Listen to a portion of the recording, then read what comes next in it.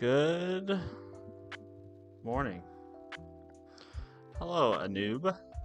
Yes, it is Halloween time. So I thought I would Halloween decorate my channel a little bit for Halloween. You know, get into the spirit. My camera is a little low. Hold on.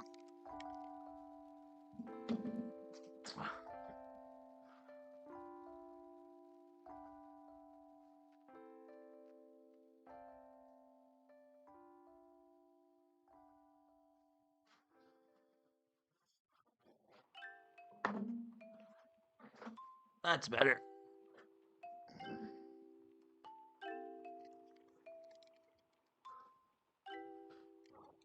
All right. There we go. That's better.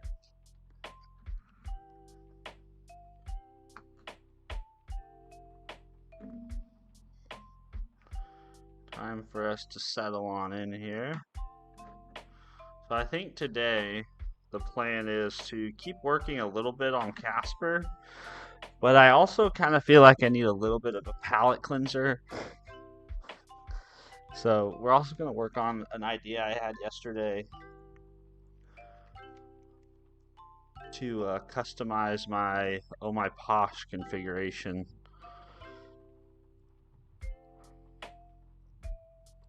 Excuse me. Whew, that was a big yawn.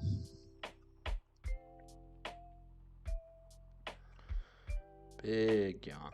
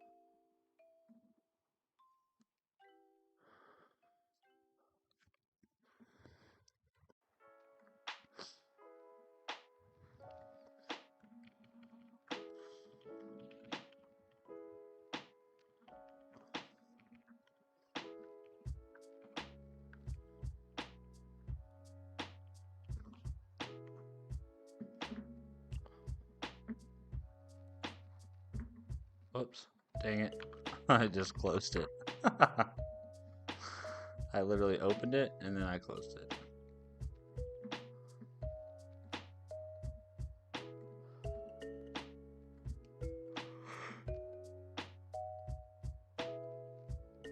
Anyway, okay, why?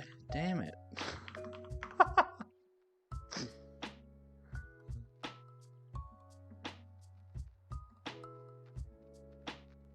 There you go. There we go. Okay, so we're gonna work on Casper for a little bit, but I just want to talk about the idea I had. So the idea I had yesterday was I thought it'd be fun to customize my Oh-My-Posh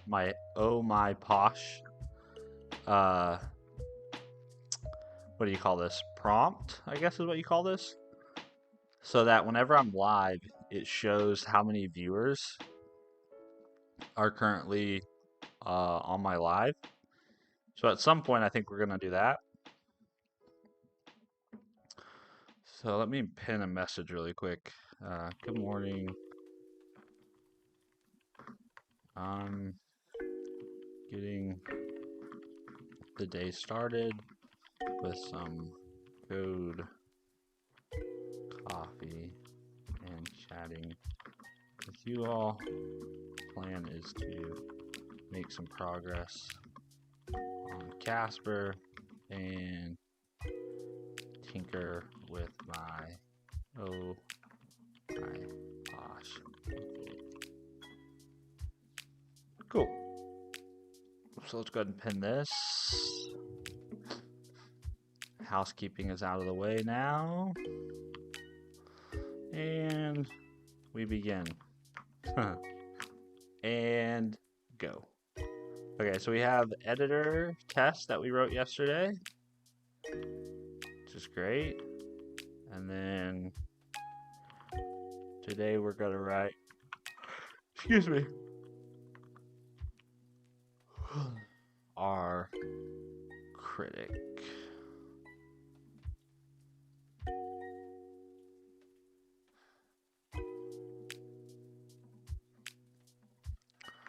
Critique slash.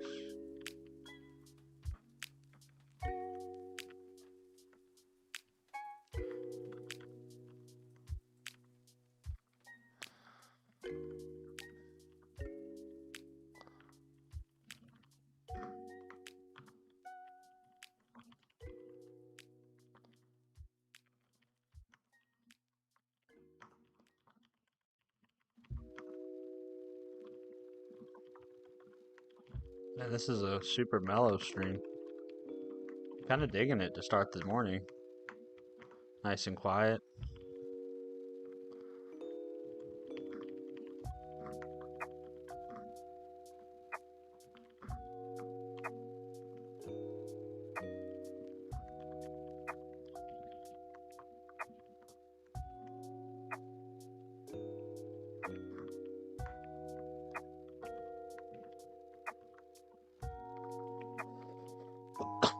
Excuse me. Let's see, critic. There we go. We're gonna move this to a separate window. I wonder, we should really have a shortcut for move into new window.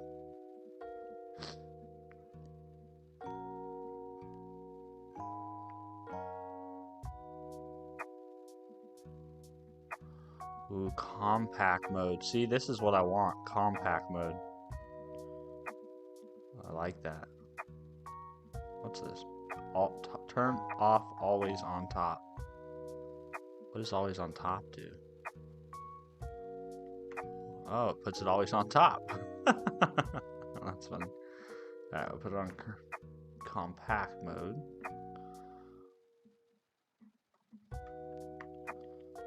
Toggle compact mode. Huh.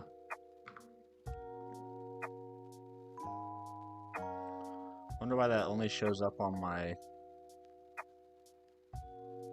windowed editor. It's kind of weird. In any event. Hey, what's up, Wilo Gamer Pro? Good to see you this morning. First chatter of the day. What are you doing? Just getting the day started. You know what I mean? Drinking some Gatorade, drinking some coffee, working through some more tests for Casper. Probably going to work on my Oh-My-Posh configuration a little bit. David, how are you doing? Good to see you. David, you're one of our newest YouTube members. Good morning, sir. We had quite the happenings yesterday on stream. We had a gentleman who became a member and then he gifted 50 members, which was pretty crazy. I've never actually had that happen before. Gifted members is something that only other streamers that I watch get. Not something that happens to my channel.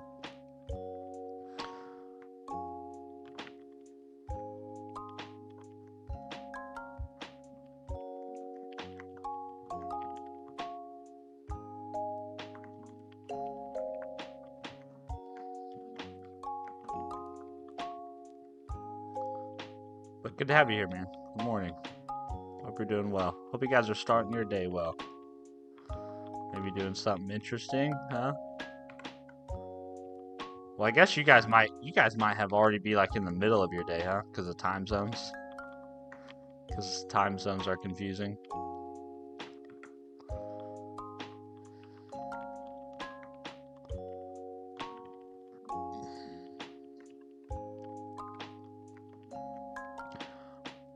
Wilo Gamer Pro. Joshua, oh my goodness, Joshua just sent 5 gifted members. This is crazy that people are doing this. Joshua, thank you very much. That is way too kind.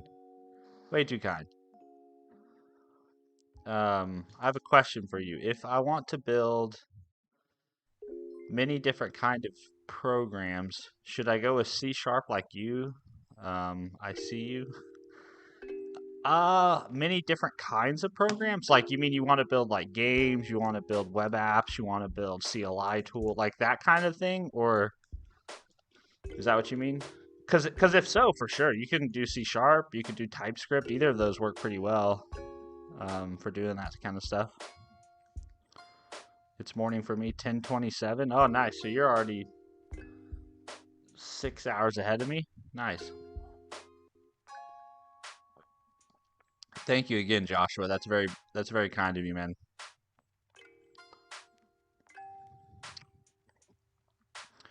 But yeah, if that's what Wallow Gamer, if that's what you mean, is like you kind of want to develop all different kinds of things, like native apps. You know, like maybe you want to do a Mac app, you want to do a Windows app, you want to do a web app, you want to do a CLI tool, you want to build games. C#'s a great language for that because they pretty much offer a way to do all those things. However, that would be disingenuous of me to say that you can't do that same stuff in other languages to do the kind of stuff you make. Oh yeah, for sure. C# would be great. TypeScript would be great. I mean, the language, I think the language matters less about what you want to build. I think the language matters more that you enjoy working with it. You know, if you find C# frustrating to work with, like don't force around a square peg into a round hole, you know. But if you enjoy writing C# and you enjoy using that as a tool, go for it, you know. But if you come to find a different language that you enjoy, maybe you enjoy Go more, maybe you enjoy TypeScript more, then use that tool, you know. Because there is something to be said about, you know, in fitness, we used to always say the best program is the one you'll stick to, right? Meaning, just to explain, I'm sure some people understand what I mean by that, but just to explain, I could write you the most ideal fitness program or the most ideal meal plan, but if it's filled with exercises you hate and foods you don't like, the chances of you adhering to it are very, very slim to none. I think the same thing goes for the work we do, and the tools we use to do that work, right? So if you're really passionate about building CLI tools, but I force you to do it in Rust and you hate Rust, the chances of you sitting down and actually building those tools is not high. So I would encourage you to try C#, but I wouldn't say if you don't like C# you need to stick with it. If you find you don't care for it and there's a different language you want to use, like there's no reason not to try that other language. I'm gonna fix my camera a little bit. It looks I kind of prefer to be a little bit more to the right, or for you guys that's over here. So hold on one sec. Also, I love lamp. I see you, buddy. I see you. Caleb, you are such a polite human being. Thank you for giving Joshua a shout out there in chat. He's super nice dude, starting off the day with 5 gifted mems.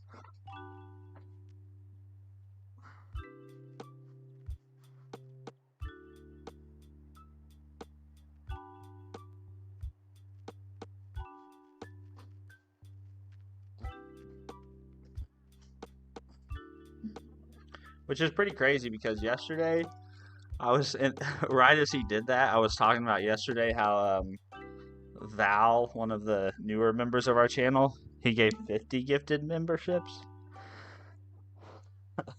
And I told my wife after the stream, when I got off the stream, I was like, you won't believe it. Someone gave 50 members to my channel. And she was like, wow, that's crazy. And I was like, yeah, I know. That's something that only happens on Tim the Tapman streams or while watching the Primogen stream, you know? It doesn't happen to little old me. Yeah, Josh does indeed rock. So that was very nice.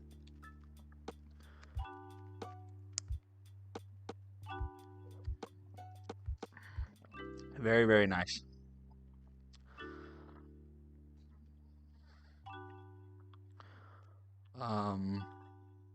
So where am I? Hold on. We have a blog post which goes into our editor.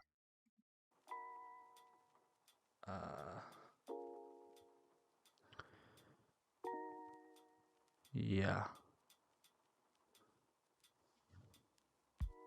Yeah. So I think this all looks pretty good. Writer results.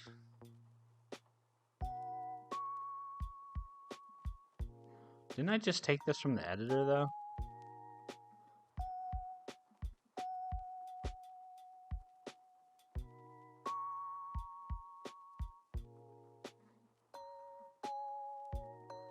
Oh, well, yeah, I guess if the editor doesn't have any feedback, we just pass along the blog. Okay, so the blog goes to the critic.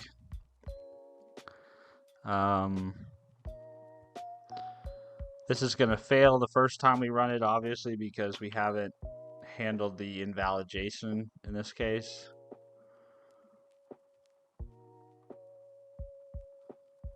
This is going to fail. And then we're going to go over here and we're going to fix it. So what we'll do is we'll say, I guess first we probably should put this stuff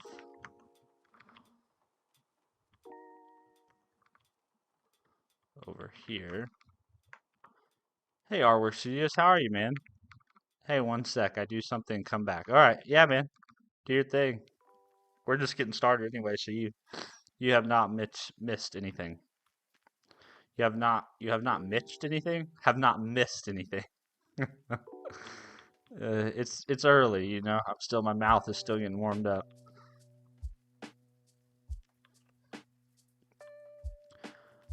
Okay, so I do see one problem that we're gonna have to fix in this method down here. These two calls. So this is something, if you're a C# developer, this is something you should always be looking at in your code when it comes to testability, is whenever you see static calls like this, right? These are things you want to pay attention to. The JSON serializer, that's another static call, right? And so you want to pay attention to these static calls, because static calls within a method mean you basically have like a hard-coded dependency, right? So if for some reason you wanted to change the behavior or change the result of that file, write all text async call, you really don't have a good way of doing it. Obviously, you can control its behavior a little bit based on what you pass in, right? But still, you're a little bit limited. Even like the JSON serializer, somebody might say, well, yeah, you kind of have a hard dependency on the JSON serializer, and I would say yes. In this case, I'm going to accept it. But in the case of these file system APIs, file and path, I always find that it's better to pass in abstractions here. And there's a nice little handy NuGet library that helps me do that. And I'm going to add that to my project. Right after we fix the JSON issue. The Johnson issue, as some people say, apparently. I made a short about that yesterday. Someone in one of my streams told me they call JSON, that they call it Johnson. I had never heard that before.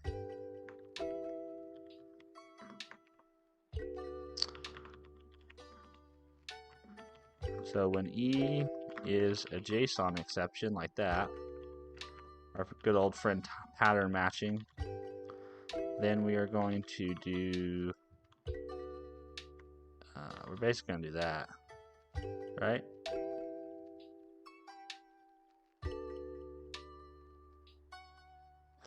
Actually, now that I'm thinking about this,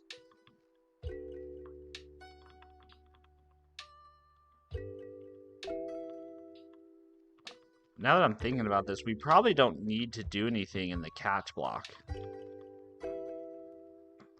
We could probably just catch and ignore for now. Like, I think ideally I would catch and log this. I think ideally is what I would do. I don't have a logger yet.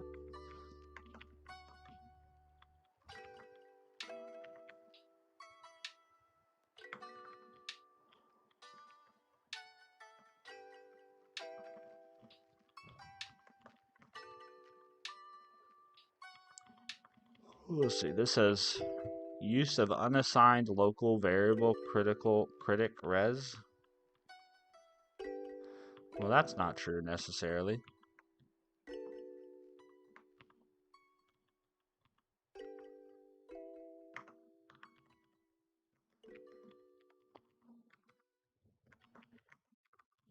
But it should default up here. So if I set this to null, and I do this, yeah, there you go. So I think we can just ignore the exception. So I think actually if I go back to all my agents real quick, I think I can remove some redundancy that I was sticking into the code. So if you go to editor, we don't need that. And we can just set this to null.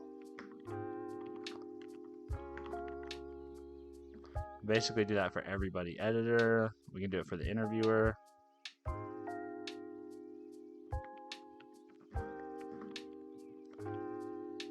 Come down here.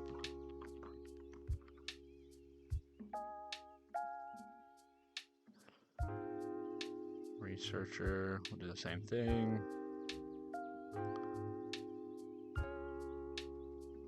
Delete that. Dude, that's like the tiniest little editing window, isn't it? And then we have writer.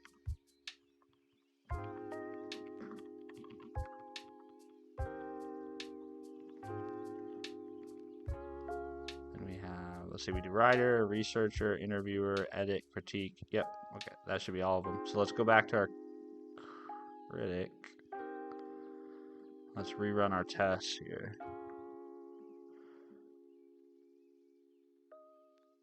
Nice, now it passes. Cool. All right, so if we go back to our critic, oh, we should also verify that in the case that we can't deserialize it, we want to make sure that we are yielding some output. So let's actually say var failure message equals I wasn't able to write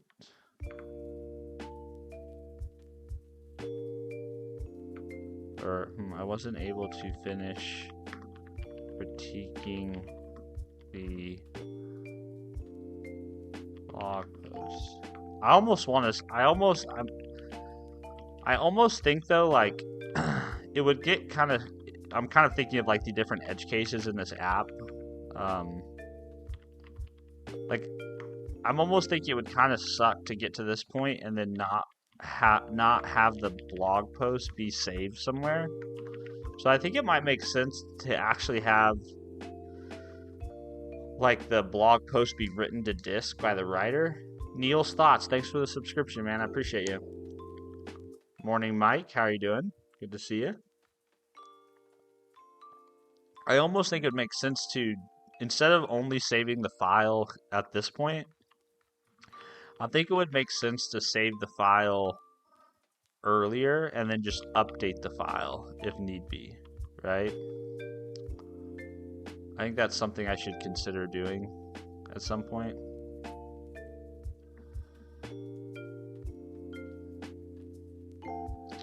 But I'm not going to get distracted. I'm just going to power through. I'm going to keep focusing on.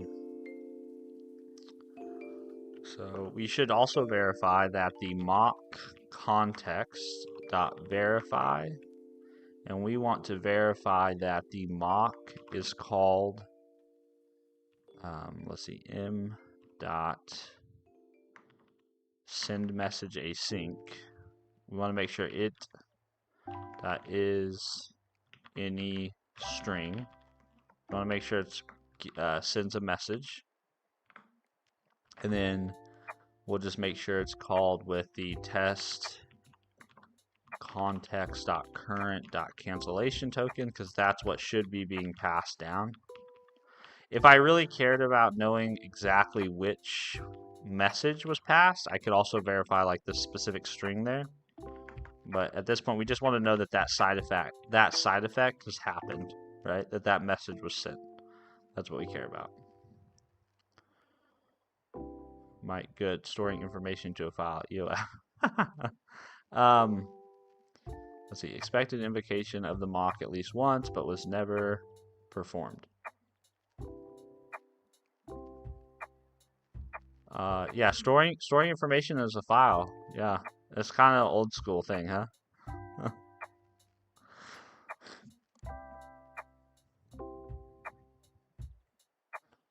Whoops, sorry.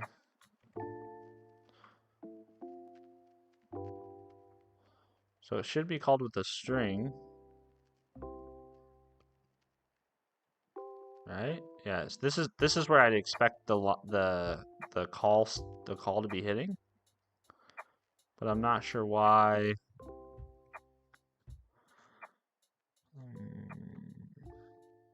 Oh, that's because I'm testing send message async instead of yield output async. I'm verifying the wrong method.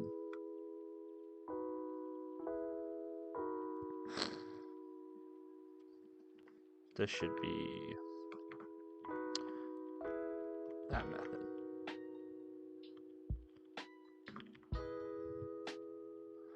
Aren't dogs just the best? Dogs really are the best. Dogs are, what are they? They're man's best friend, but there's something more than that. Dogs are this like this steady life force in your life. You know, they're always happy to see you. They're always in the same 10 places in your house. They're kind of this source of almost like they're like a source of peace and stability in your life that you don't even know are there until they're gone. You know, and you kind of take them for granted. If you have dogs, you have pets, you kind of take them for granted. You take them for granted until you miss them, unfortunately. Hey, Stefan. Good to see you, man. One of our illustrious YouTube members. Mine is way too fat. Yeah, we have a wiener dog. They're the second most strongest source of energy. First is coffee. Yeah, true that. I actually there's a video that I absolutely love. Love. That's about a dog. It's called Denali. So this guy named Ben Moon, he you guys might have seen it, but there's a scene from the very end of the video that I'd like to share with you guys. It almost makes me cry every time I hear it. So if I cry, don't laugh at me. But it's called Denali. I actually downloaded this video and saved it to my personal photos library because I don't ever want to lose it. But basically, it's by a gentleman named Ben Moon. He's a professional photographer, a real well-known photographer, and his dog Denali passed away. But his dog, you know, Ben got diagnosed with cancer at one point, and his dog was kind of there for him through all of kind of that ups and downs and that period of his life. So he made this video for his dog when his dog passed away, and of course there's an ad that just completely ruins this sentimentality of it. But there's this scene at the end of the, let me see if I can find it. Well, we could just watch the whole thing. Do you guys mind watching the whole thing? It's really good.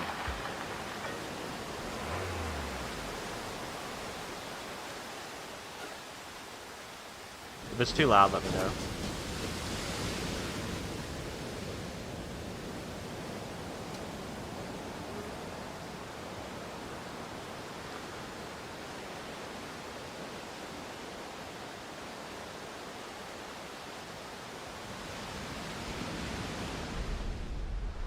It'll be some of the best 7 minutes you've seen on YouTube.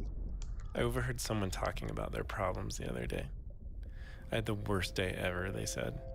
First, there was nowhere to park at Whole Foods, and everyone was acting all aggro, so I had to walk like 2 blocks in the rain, and my shoes got soaked. Then my stupid salad was like $12. Then I was in such a rush to get to yoga, I forgot my mat. I had to use some nasty loner mat, and it smelled like balls. I don't know what the big deal is. I love the way balls smell. Oh, for context, not to ruin this. For context, yeah, I can turn the subtitles on. For context, it's this the script for the video is written from the point of view of Denali. It's written from the dog's point of view. If you if you're confused.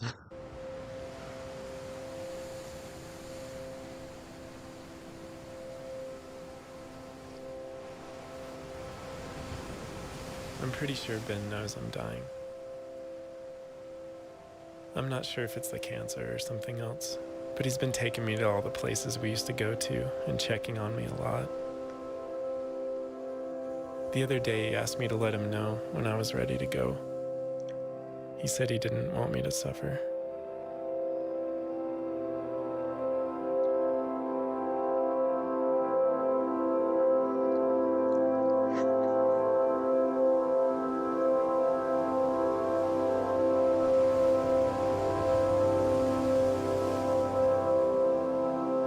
Growing up with Ben was pretty great.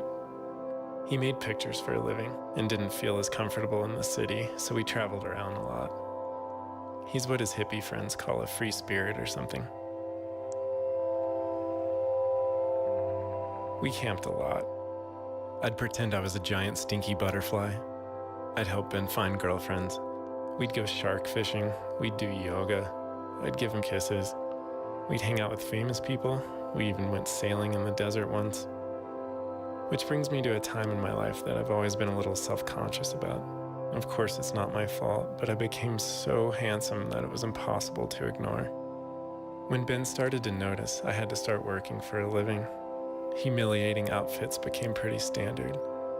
If you've ever been told to look cute, you know it's not as easy as it sounds. And you can't just fake special kisses in the studio. It won't look authentic. Oh man, those were the good old days for sure.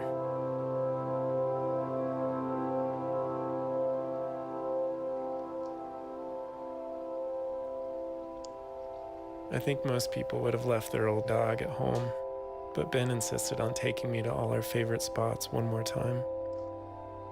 I think he feels like he can't leave my side right now. This one time, about 10 years ago, we were camping at Joshua Tree, and Ben stood up by the campfire and just passed out, and he started bleeding. Things changed a lot after that. When I licked him, I could taste the chemicals they were putting in him to kill the cancer, but it just seemed like they were killing him too.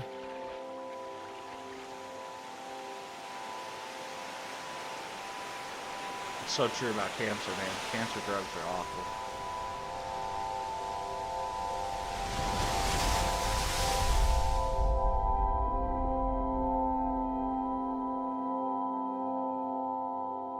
If anyone had tried to take me out of that hospital room, I would have bitten their face. I remember feeling really sad for Ben when he found out he'd have to poop into a plastic bag attached to his stomach for the rest of his life. Mainly because he already had to put all of my poop into plastic bags. The worst, though, was when this letter came from the insurance company.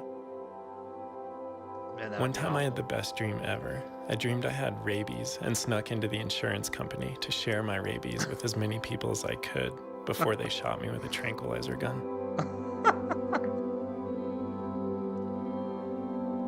Because that, of course they'd use a I tranquilizer don't know what I gun. would have done without Ben. I'm so glad his cancer went away. I'd be so scared right now if I was going through this without him.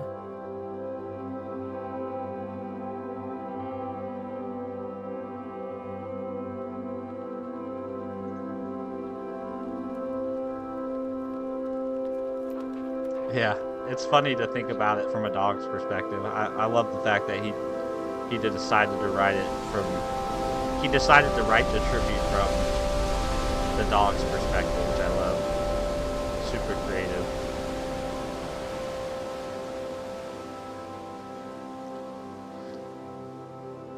I've been trying to be really strong for him this week, just like he was when things were going really bad.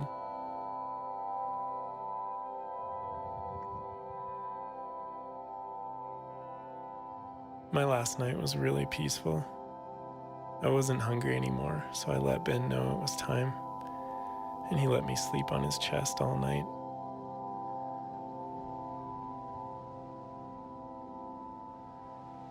Ben said a raven swooped by while he carried me to the vet's car in the morning. I'm sure his hippie friends had lots to say about that. There was this really smart scientist guy who thought that people could learn a lot from dogs.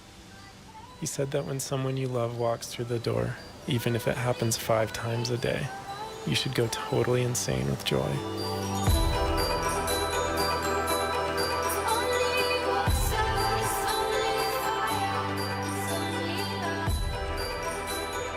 That's my favorite. That's my favorite part of the whole creative. Hey, this is not coding. It's not coding, but that's my favorite part of the whole video is that very last part where he's like, we could learn a lot from dogs, because we basically we could learn to greet everyone we love with with the same with the equal with an equal level of excitement and joy that dogs greet us every time we see them. You know, like how many times does your mom or dad walk in or out of a room and you just take it for granted? And how many times does maybe your wife or your husband or your brother or your sister or your kid or whoever in your life, and you just, yep, you're here, great, good to see you. But with your dog, every time you come home, right? They are so, so happy and so, so excited to see you. They do not take you for granted in any way, shape, or form. Yeah, I don't know. That's one of my favorite YouTube videos. It's one of my favorite videos on the internet I've ever seen. Um, it always it always puts me in a very grateful, um, I don't know, very grateful mindset.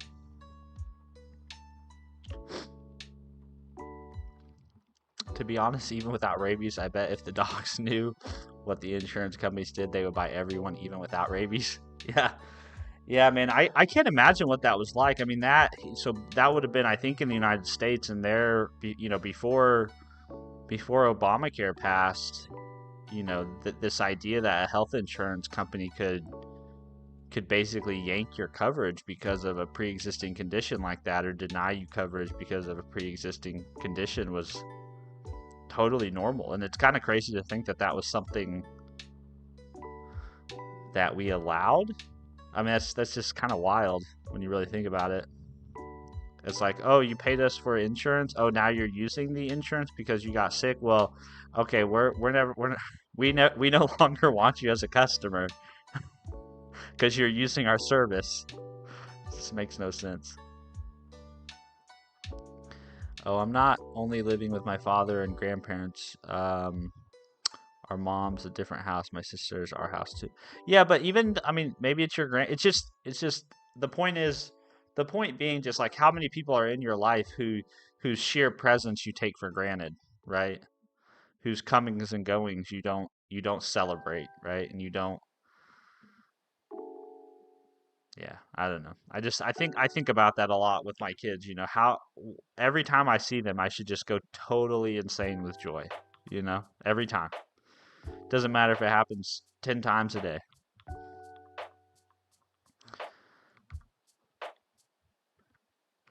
Well, thank you for indulging my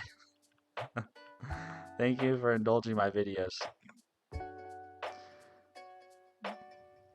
Obamacare, great. Yeah, I mean, I don't necessarily know if Obamacare was I'm not educated enough to be able to say if Obamacare was all good or all bad, but I think we can definitely agree that preventing insurance companies from denying people because of pre-existing conditions, probably a good thing, right? Because if health insurances are permitted to do this, it creates a little bit of a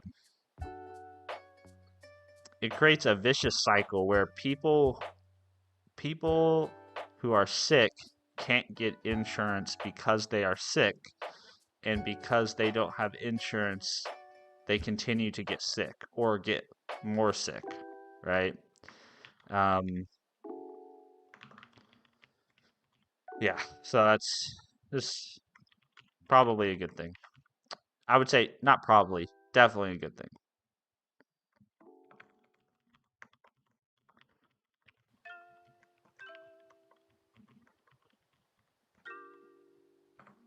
Let's see. Can be deserialized. It should return. I don't think it should return anything, right?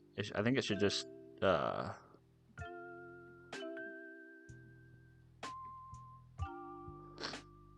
Well, I guess it should return success. But we also need to make sure it writes the file out and that it yields the output where it put the file. So this is where it should return. It should return success and write blog post to disk like this. Okay, so this becomes difficult to do, right? Because if you actually want to verify that your file gets written to disk here, you would basically have to read the file, right? In your test, you'd basically have to say, oh, is there a file where I expect the file to be? And you could definitely do that, but for a unit test, it would be a lot easier if we could just mock this call, right? And just verify that, hey, this was actually called. Same thing with path, right? We probably want to be able to control what the file path is just for the sake of our test. So I think what I'm going to do is this is where I'm going to go get that library I talked about. So there's a library out there.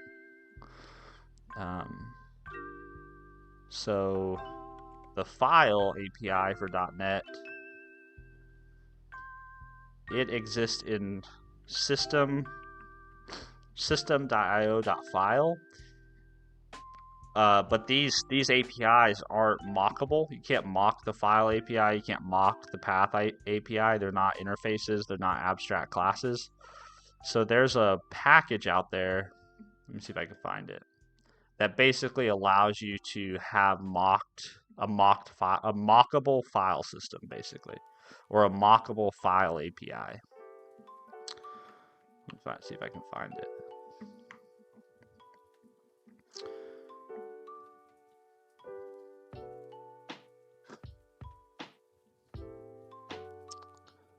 Doctor's appointments are expensive. My sleep special ones are $262 just to talk to someone for 15 minutes. Wow, that's crazy, dude.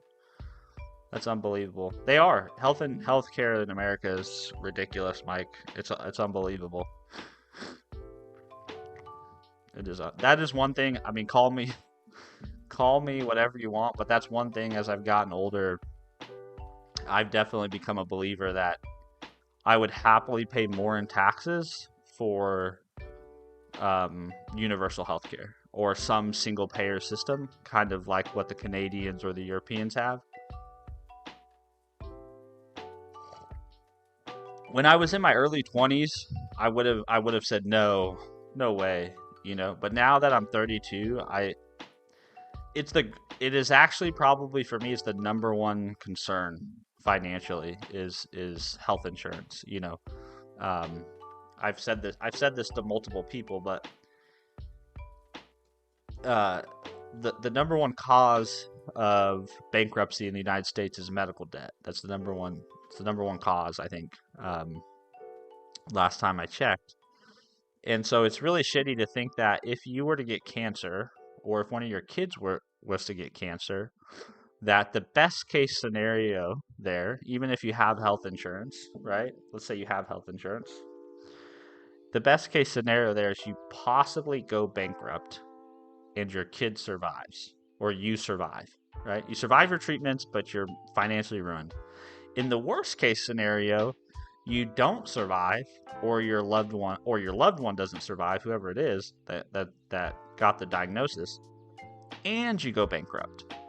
Right? Like, that's crazy. That should not be a thing in 2025 in the United States of America, when we have multiple 100 billionaires, that people can go bankrupt because they get sick.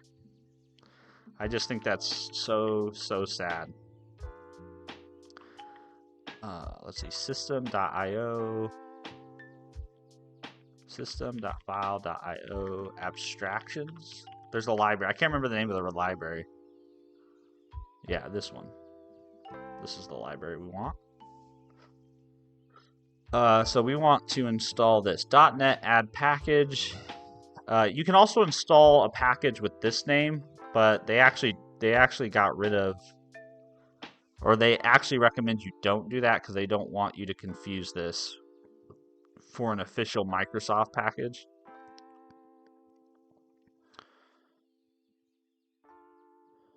So we are going to add this to our app, and you'll see why here in a minute. So we're going to go here, terminal.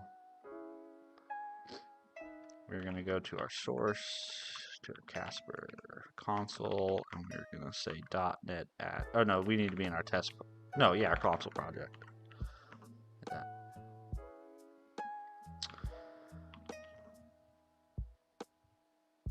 I said Hadouken, and my dog looked up. So funny. Steven, if Casper returns a null output, then return 0. Me, null 0. No. Okay, your normal production code methods should not be as verbose as what I'm showing. You know, the only verbose methods like this are test methods, because test method names become test names in the .NET world. So, you don't just want to name your test methods test1. That tells nobody about what your test does or what it tests. But yes, it is a very verbose method name.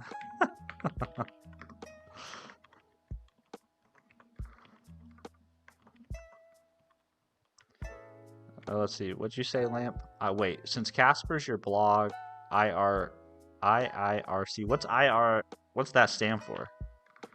First of all, can you try adding Sora to video generation or Gemini 2.5 Pro image generation for your blogs? Yeah, we probably could. One thing I do on my blogs, one thing I always make for all my blogs is an open graphed image. So if we go to github.com, that's actually one thing I do on. I don't think I'd use Sora though. I don't think I'd use Sora on this, but I could use, if I remember correctly. Oh, sorry. Yeah, if you remember correctly. Yeah, so one thing we could do is for every blog I write, I always generate or create some sort of what I call open graphed image. So open graphed images are basically whenever you take a blog post or a link on the internet, and let's say we copy this link, right? And then let's say we want to post this on LinkedIn. Is your blog dynamic or static? It's pretty much static. It's just a bunch of markdown files. I'm not logged into LinkedIn over there. Let me go over here. It's just a bunch of markdown files. It's a Blazor server app that serves markdown files. So there is a server component, but for the most part, it's just static content. So the reason why you want an open graphed image is so that if you share something, like if you paste a link here, right? This image is the open graphed image, right? So this basically, most social platforms know how to generate this preview based on open graph metadata that you include in your web page. So we could definitely use, I guess we probably use Gemini's capability to do image generation. But yeah, we could definitely do that. I have a good idea to make your blog easier to edit. Want to hear it? Yeah, for sure, man.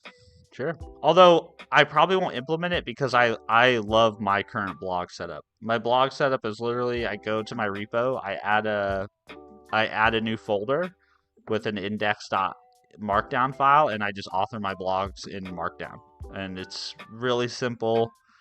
I merge the blog through a PR, and it deploys a new Docker container, and it's bada bing, bada boom, done. So yeah, it's like there's no WordPress installation, no Squarespace site, no. It's just Blazor server app running in a Docker container with some Markdown files, some static files.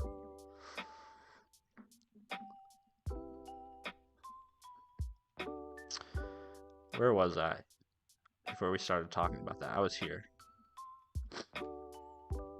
So we need to. So basically, what we need to do now is we want to swap in. So everywhere where we're calling file or path, like a statically accessed file API or path API, what we're going to do now is we're going to have a. Excuse me. We're going to have some additional parameters here. So we're going to say, I think it's iFileSystem is the interface you want. Yeah. So iFileSystem. So we're basically injecting our dependency, which is the file system. We'll move this to the global using file.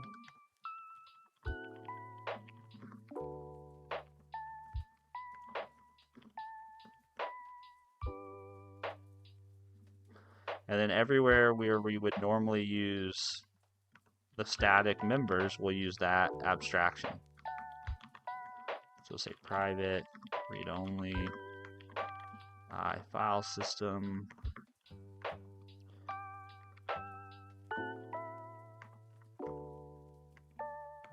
Let's see, underscore file system equals file system. Here we go. Then we'll jump down here, and instead of calling this, we will call file system dot path, and we will call file system dot file. Yeah, it's all the same APIs, right? The APIs hang off an instance of a class that's been injected, right? So that we can swap out that that behavior at runtime. So the way we're going to do this is then, so we've made our class dependent on an interface. So now we have to go to the program.cs file. We have to actually add an implementation for that interface. So this is where we'll say services.add singleton, and we'll say file system. What is it? File system dot something. I forget what they have, like a base implementation. Obviously, you can implement your own version of the interface if you want to.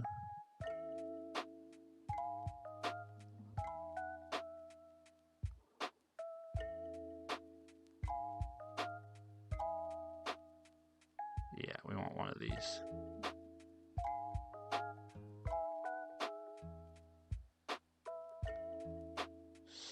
So we'll register a file system,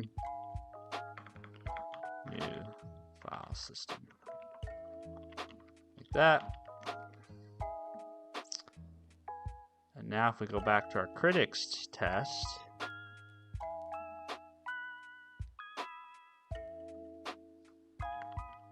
we should be able to program against that now. Also, why is there an error in this file? Oh, yep. There's an error in this file because we need to actually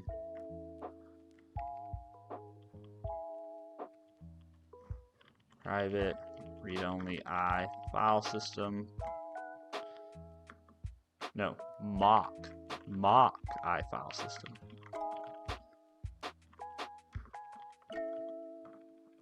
Mock file system equals new, like that. Now we'll say underscore mock file system object. Alright, and everything should still work like it did before.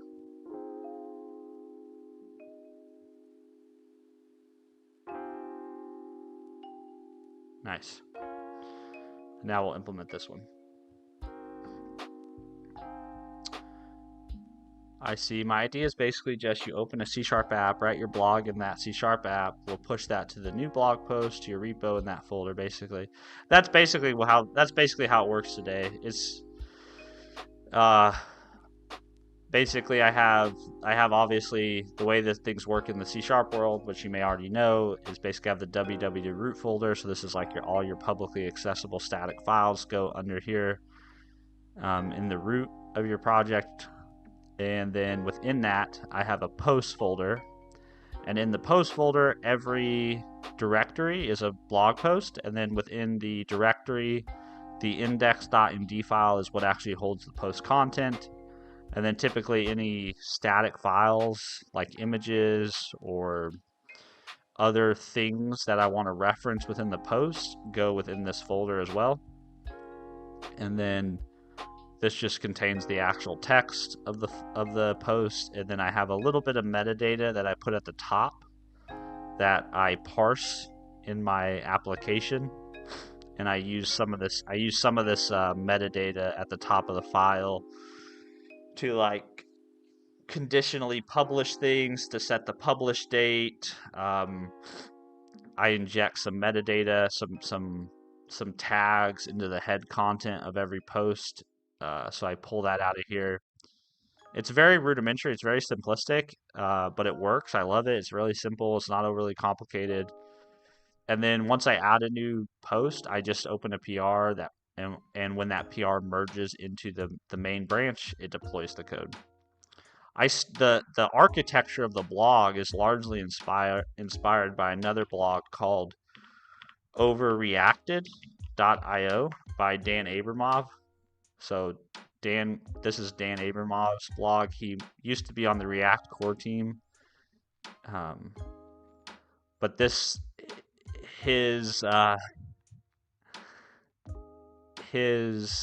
implementation kind of inspired mine. So if you go to his repo, see if I can find it. He basically does something very similar, only he doesn't use Blazor, he uses a React app. This repo has been moved to Tangle. Oh, I wonder what Tangled is. An open social Git hosting. That's interesting. I haven't heard of this. Tangled. What is Tangled? Yeah, so in any event, he has a public folder, and then every post is a folder or a directory, and then he has index.md, and then anything. He has a pretty cool system in here where he can actually reference React components within his index.md file, and he will parse it and actually render the actual component. It's pretty cool. So if you're interested in building yourself a blog and you need some inspiration, Overreacted.io is pretty good.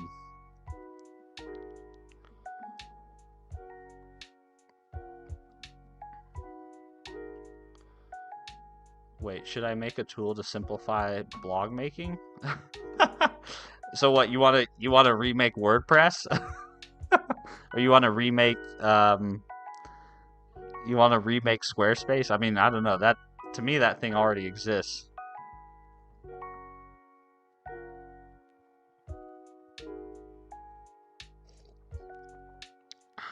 But I mean, yeah, if that excites you, if that's a project idea that excites you, I don't see why not.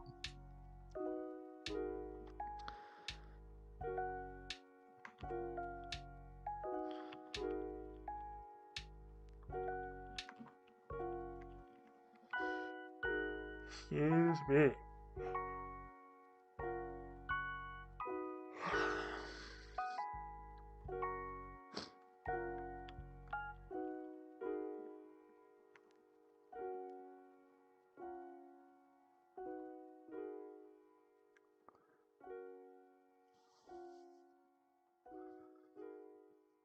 I don't think I even finished implementing this method.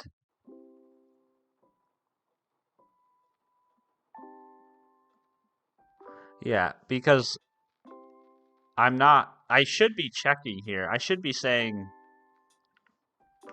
um, if critic res dot has feedback, I should be doing something completely different here. Excuse me. I should be, I should basically be doing what I'm doing in the editor.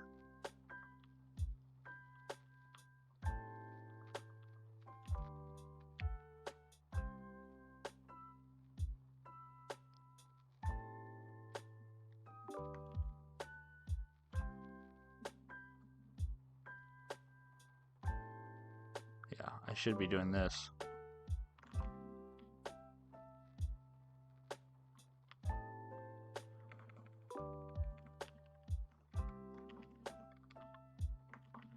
Okay. That was a miss on my part. We should be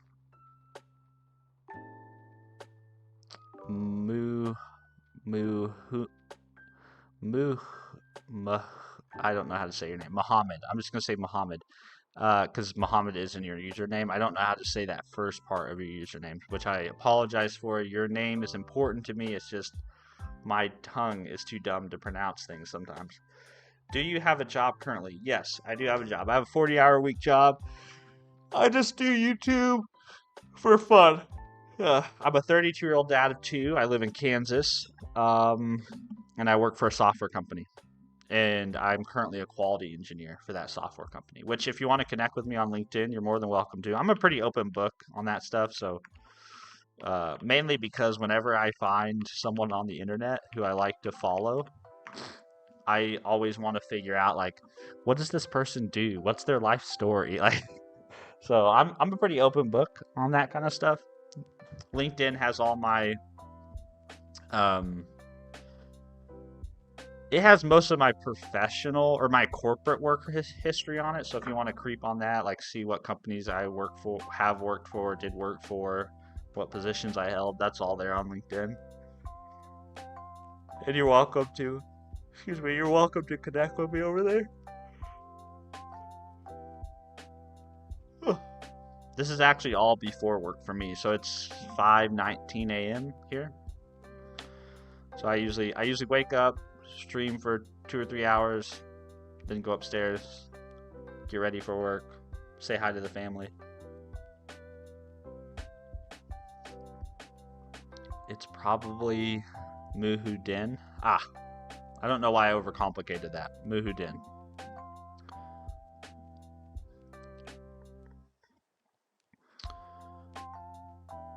Basically WordPress, but oversimplified for people who may not be deep into code. Like, choose a template out of a few, then it'll connect your device to that blog. Now you can post, edit, whatever. Yeah, I think that sounds like a fun project. Make it simple again. I like that. That could be the slogan for a company for sure. Like, you could build a label, a software label, whose tagline is "Make it simple again," and all you do is you take existing products that started small but have become bloated and overly complex, and then just strip them of like 90% of their features and just leave like 10%. I think there could be a market for that.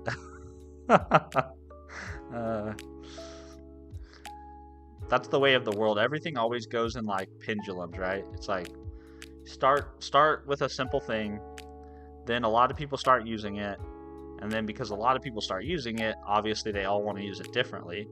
So then people start adding lots of features to it. So then it gets really bloated. Then people complain about it being bloated. And the cycle repeats itself again and again. Also, C# is the perfect language based on science. Well, I don't know if that's based on any that it's based on science any more than any other language is. But it is a pretty it is a pretty good language. It's not perfect, but it's a pretty good language. There are some things about it that it has its quirks. Every language has its quirks, you know?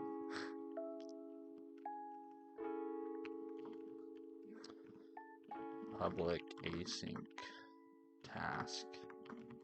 Let's see. Handle async when called and there is feedback. It should return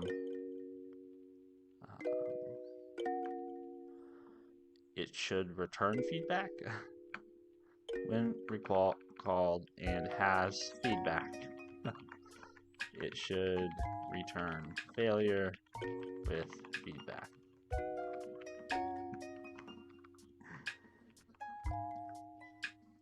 So the only difference really between the editor and the critic is really the system prompt.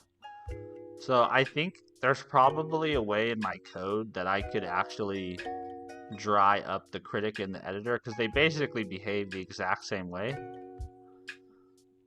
The only real difference is the underlying agent. So I'm thinking there's a way to dry this up in the future.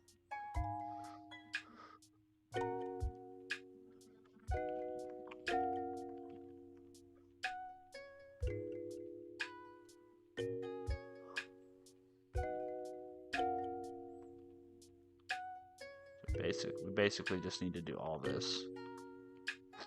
It's almost the exact same test.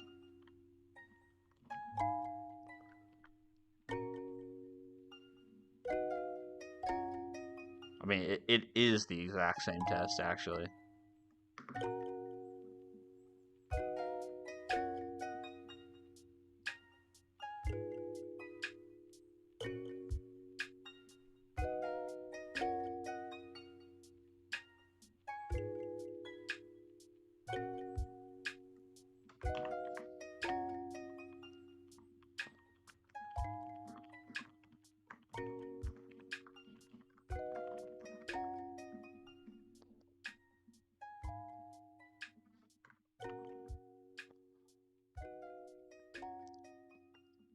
My flawed science, yeah. I don't know, the guy that created C# is the same guy that created the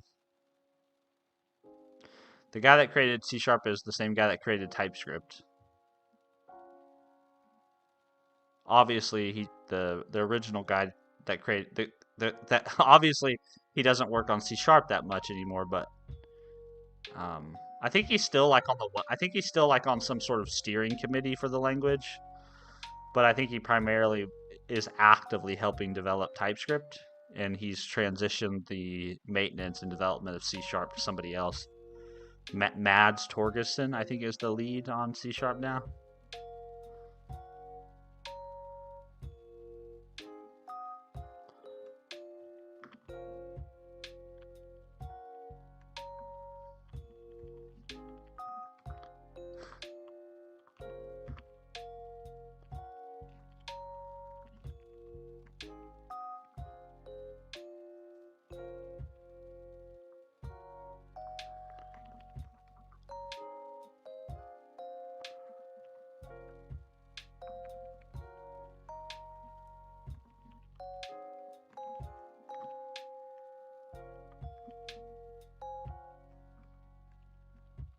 Oh wow, it's already 5:30. Time goes fast when you're having fun, I guess.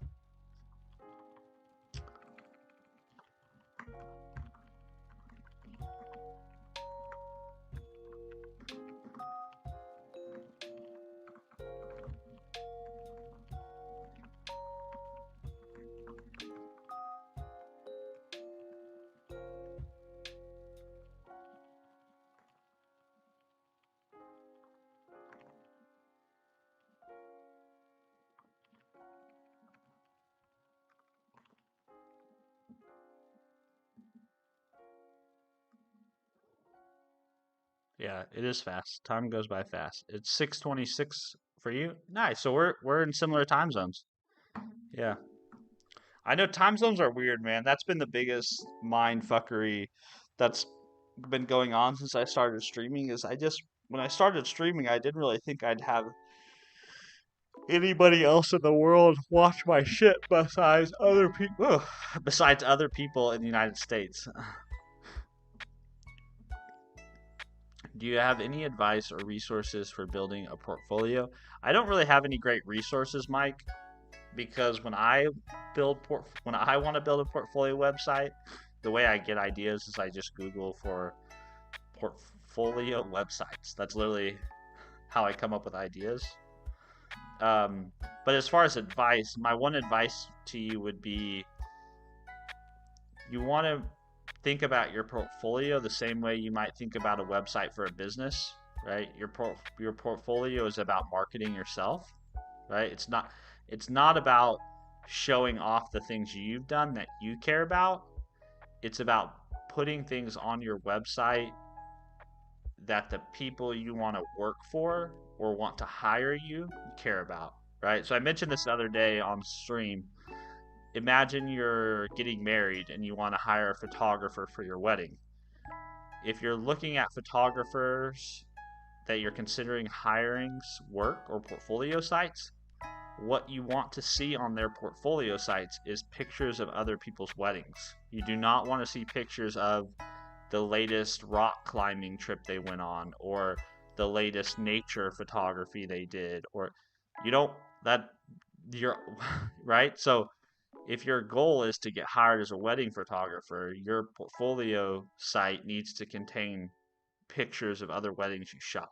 So the same thing goes, in my opinion, for a developer or engineer's portfolio site. If your desire is to get noticed by people who are building developer tools, your portfolio should be full of projects that include building developer tools. If you want to get noticed by companies who are doing embedded systems work, right? So like you should just make sure that your whatever's on your portfolio aligns to the type of people that you want to attract, or the type of customer you want to attract, whether that be like an actual paying like customer for your development shop, or it be an employer that you want to go and work for.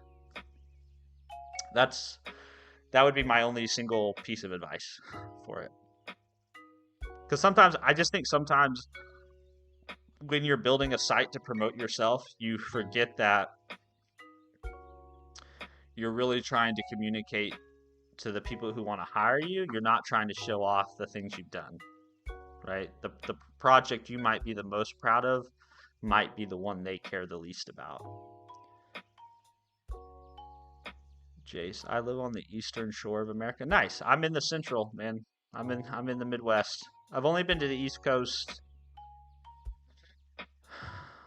twice. Yeah, I've been to New York City once, and I've been to New Jersey once, and I've been to Philadelphia once. So I guess I've been there 3 times. Philadelphia was the best so far of the East Coast that I've experienced. And I guess I've also been to Florida, which Florida counts as the East Coast, right?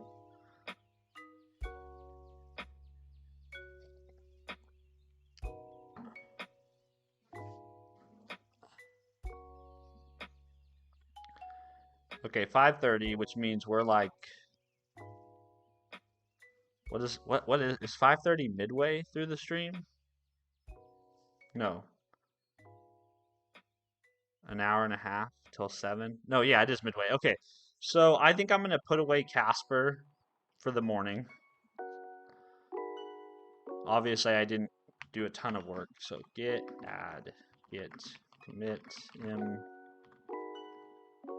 add test for critic executor. All right, so we're halfway through. So I'm gonna switch over. Whoopsies. Git reset.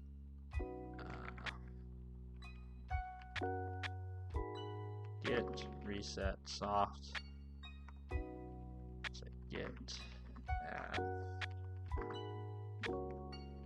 There we go. Push this up.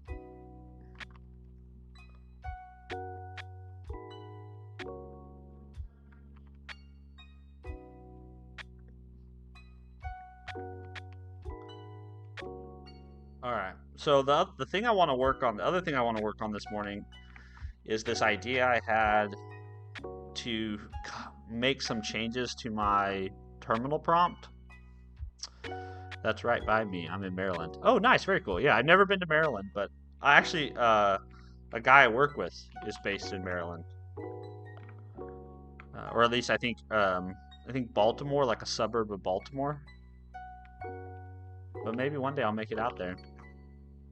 Mike, thanks. I'll remember that. Okay, yeah, great. Yeah, I'm always happy to offer advice. Sometimes I don't have the greatest advice, Mike, but that would be one thing. I think any kind of material that you put out that's meant to attract employers or customers, right? You really want to be empathetic, right? You really put yourself in that person's shoes and think about what they would want to see. Less about what you want to see and more about what they'd want to see. That's usually the best way to approach that type of work. Having empathy or having the ability to be empathetic with others really becomes a superpower in the business world. I mean, it's always a superpower in life, but in a business context, it's kind of a superpower if you can put yourself in your customer's shoes or put yourself in your employer's shoes and think like they would think.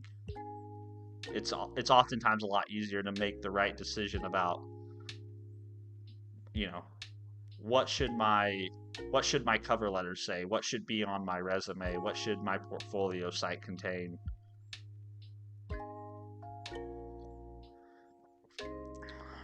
Okay, so this is the idea I have. So I use, as a lot of you know or have asked me before, because sometimes I write quite a bit of code in the terminal using NeoVim. Sri, thanks for subscribing, man. I appreciate you. So I do use NeoVim quite a bit. So I'm in the terminal, and one of my favorite parts of working in the terminal is obviously customizing my prompt here. And so because I use PowerShell, I use a library called Oh-My-Posh to make it look pretty. Oh-My-Posh. But Oh-My-Posh can do a lot. You can customize this to your heart's content. They have a lot of out-of-the-box themes.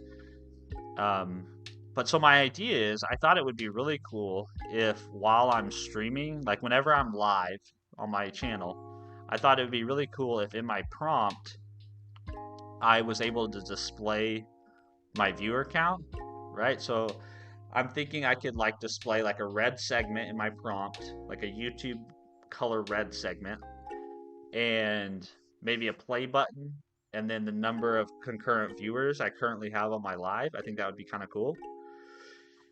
So that's what I'm going to try to implement. I actually got this idea because of Scott Hanselman. So if you don't know who Scott Hanselman is, he's kind of like the nicest guy on the internet. He has a YouTube channel, but he makes TikToks. He posts on LinkedIn. He has a podcast. He's kind of all over the place, but he's a super nice guy. He's a VP. He's a VP of, what is it? Like developer advocacy at Microsoft. So he has a day job, but he also makes content on the internet. But he has a really cool Oh-My-Posh configuration where he's a type 1 diabetic. So he actually shows his blood sugar, like his real-time blood sugar in his terminal prompt. And that's sort of where I got the idea for this. But I was like, what real-time piece of data could I show in my prompt that would be kind of cool? And so that's what I'm going to try to implement. Imagine every single subscriber of yours came on stream. Yeah, we probably need to account for that, right? It's only 4-digit number at this point. But we could always truncate it, right? We could always round the number. Okay, so the question is, how do we do this? And if I recall, I think Oh-My-Posh has a command segment. Yeah, command segment. Here we go.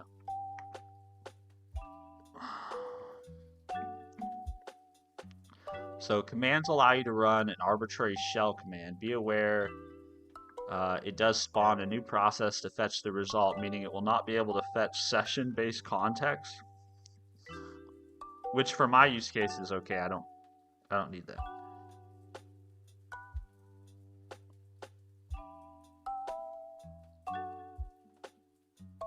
Okay, so you put your segment in here, command, style, foreground properties.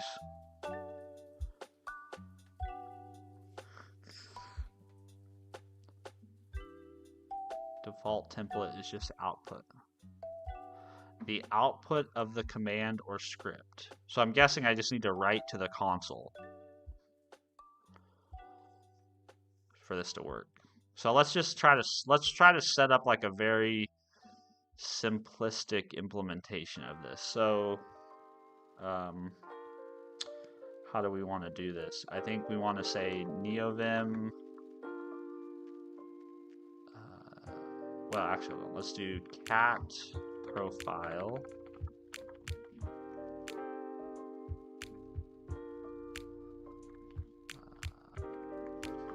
Oh my posh. Oh, yes, I'm getting it remotely. Okay, we're gonna have to change that.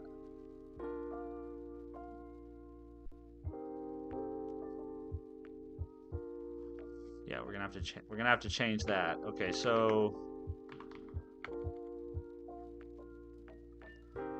for now, let's just go to my desktop.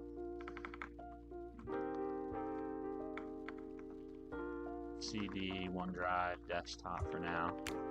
We'll do a new thing and we'll call this Oh-My-Posh.json. Let's open Oh-My-Posh.json. So we're just going to take my existing configs. Let's see. GitHub.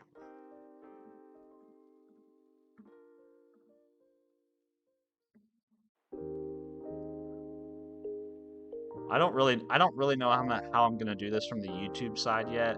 I don't know if how the API or how I can work with their API to get this information. I'm guessing it's gonna be pretty straightforward. But then again, nothing ever is it?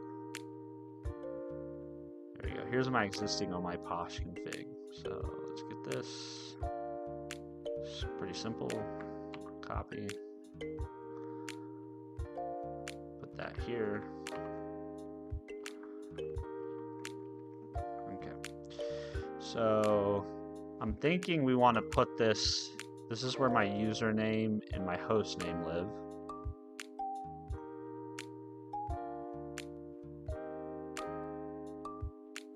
There's my path.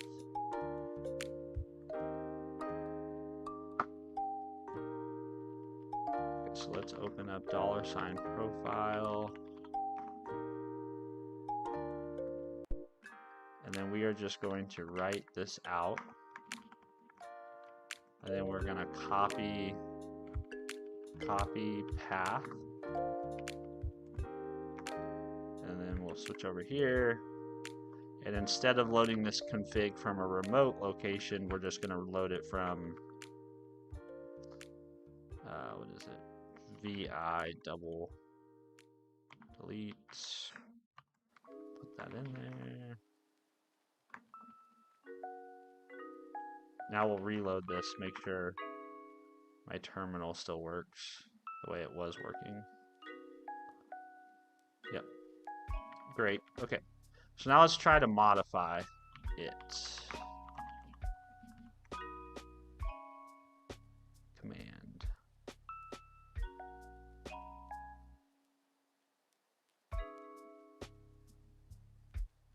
And totally cool if this isn't interesting to you guys, like that's totally fine. No worries. But this was an idea that I had yesterday while I was watching football, and it got me excited. And so my rule of thumb is if I'm excited about something, I follow that.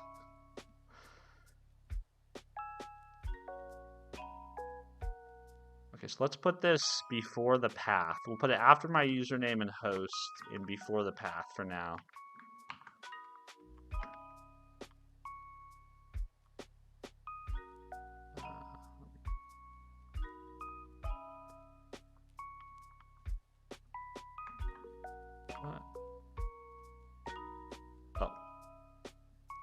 I just need the segment.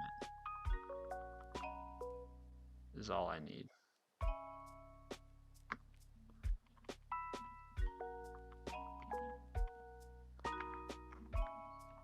There we go.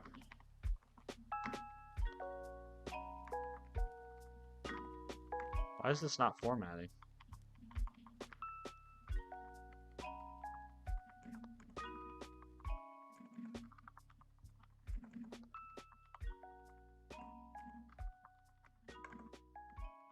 I don't think this is actually going to work because I don't think I have bash on my path.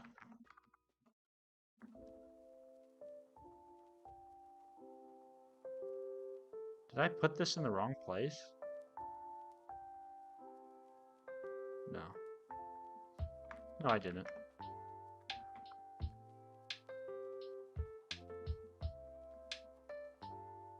Ah, config error. Okay. So maybe I just do let's just echo hello.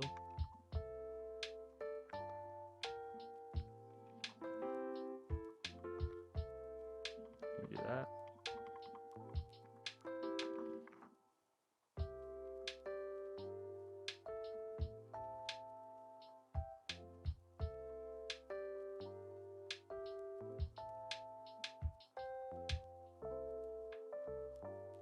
Okay, so it didn't err, but I don't see the results of that command anywhere.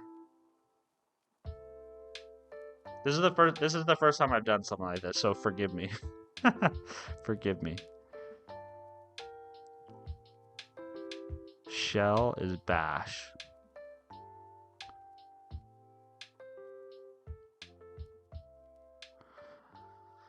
Maybe let's change this to PWSH.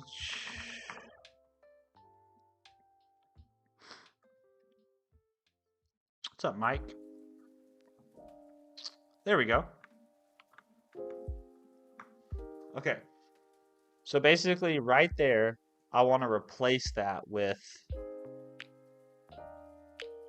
I'm thinking I want to replace that with the YouTube play button and the word, or in a number, right? So... I want to replace that with... Well, first of all, the foreground color being white is fine. The background color, though, I want to be whatever color the play button is for YouTube. YouTube play button color. Does anybody know that color? FF0033.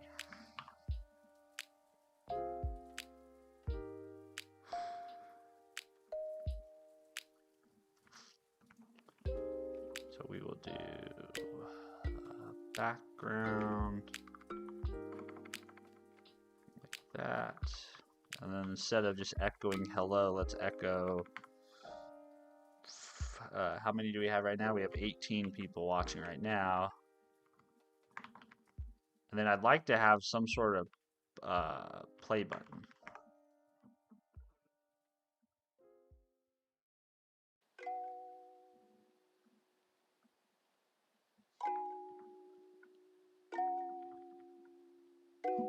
The background color didn't work.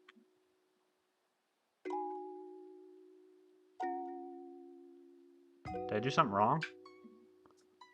Yep, I did do something wrong.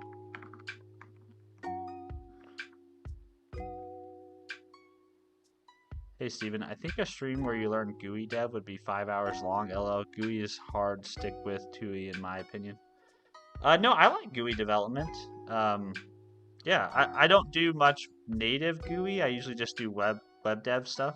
I haven't done much of it on stream lately though. Most of everything I built has been kind of CLI related stuff, but I think next month when we dive heavily into Go, I think we're gonna do quite a few web dev related things. Like I think I'm gonna build like a links.stevenfreeborn.com site that will have a front end. It'll just be static. It'll just be static files served from a Go backend. But I think we're gonna do that. What else? Yeah, I've got a few different ideas that I'd like to build that have front end components to it. I just haven't had any project ideas lately, at least over the last few months, that have involved a front end. Let's see. I need to colorize this. I'm not sure where that's coming from.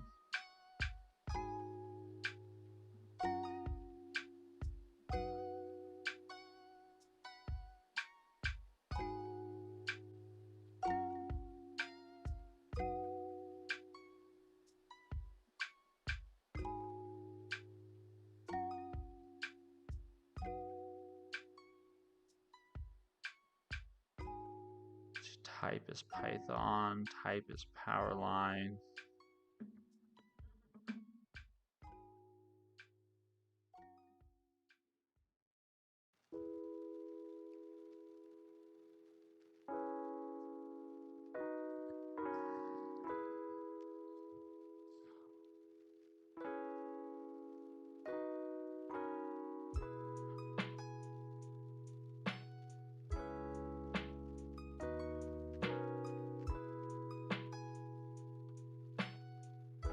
Folder separator icon.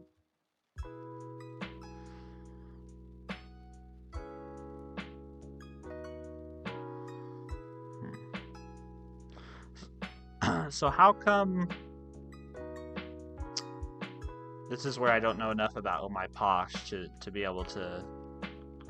So how come if when I delete this,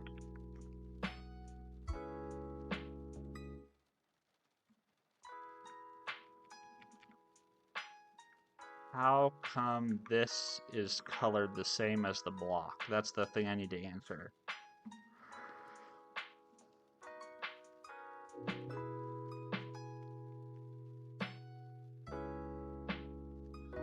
I wonder if it's the style, maybe? The style property? And the power line symbol?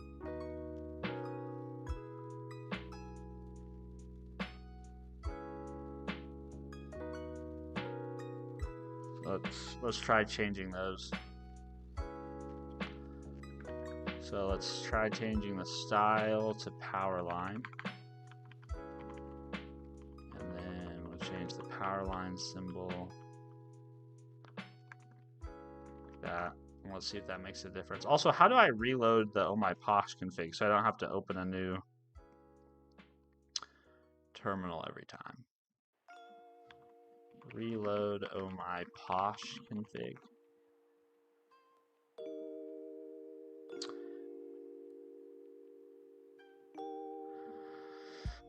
I'm planning a Git provider plus social media. Interesting. Yeah, I think that's what that tangled I think that's what this tangled.org is. I think this is built on the app. It's built on the same. Yeah, it's built on the same technology that Blue Sky is built on, essentially. I haven't used it. I just learned about this today, but I guess that's a similar idea. They're trying to use. They're a social enabled Git collaboration platform. Sounds like a fun project though to work on Artwork Studios.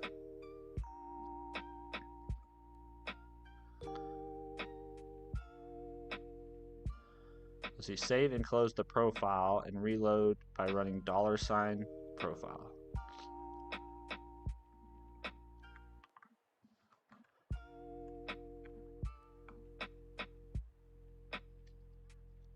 Boom. Okay.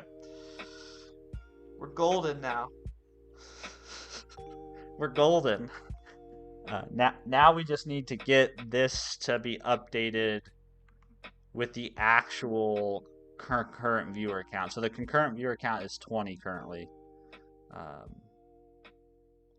So we need to write some sort of script that we can tell Oh-My-Posh to run.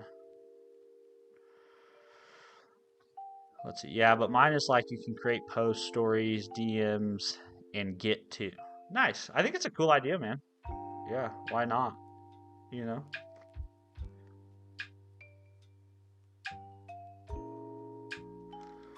Why not? My idea for a social platform is, excuse me, I want a social platform that's like Blue Sky or like X, but that supports both long form posts and short form posts, right? So if I want to write a 3-sentence Blue Sky post, great.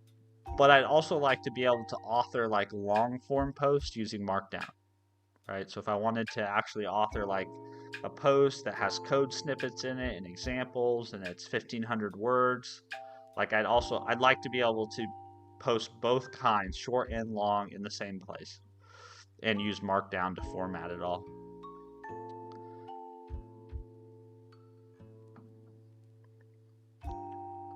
Oh no, my coffee's gone. I just went to drink it and it's all gone. Okay, real quick before we start writing a script, let's see, nerd font YouTube symbol.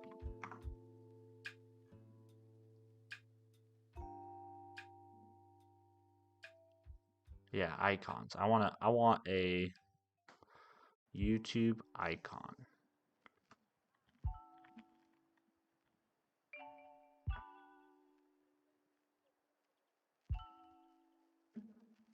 Okay, how do I icon class? I want UTF, I think, right? Yeah, I want this.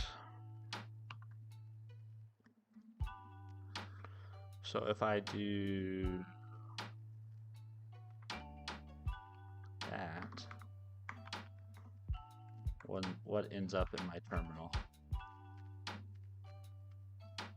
So I think I need to cache it.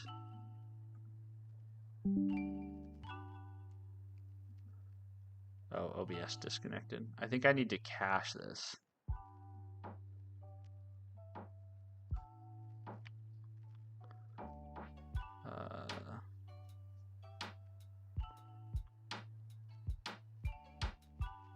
Oh, here we go.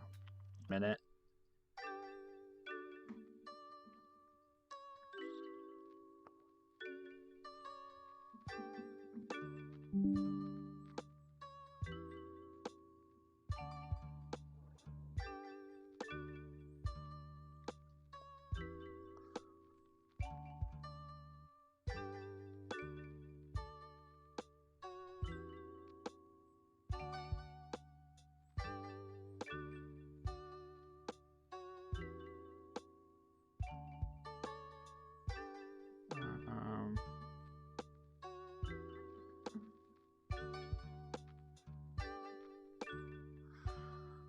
Let's see.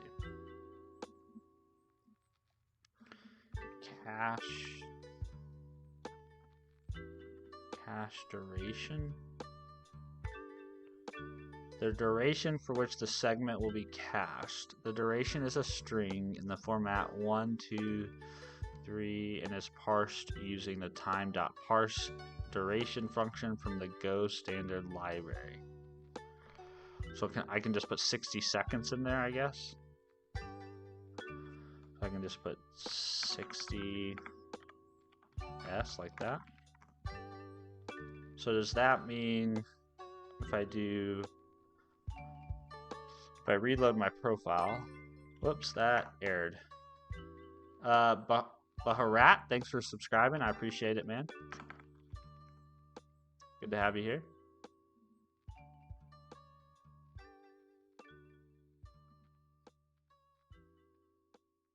Let's see, what did I do wrong? Oh. It's always the commas. The commas and the semicolons, man. Always doing us dirty. Huh. So I don't know if I like, so this is the one thing now now that I'm doing this, I don't know if I like this. So when I clear, it takes a lot longer to reset the prompt.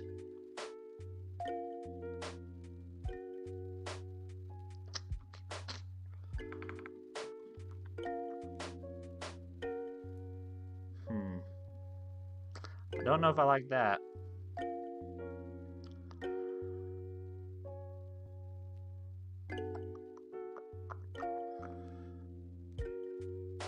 That might kill this idea. that could kill this idea. I wonder if it's because it's spawning another process in PowerShell.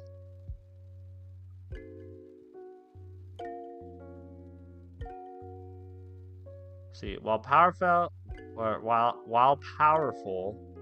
it tends to take a lot of time executing the command on PowerShell, even with -no profile. It's notably slower compared to SH. It's advised to look at using environment variables when using PowerShell. What? Any environment variable where var name is the environment. Let's see PowerShell. For the shells below, you can override a function to execute some logic before the prompt is rendered. This can be used, for example, to populate an environment variable with a specific context.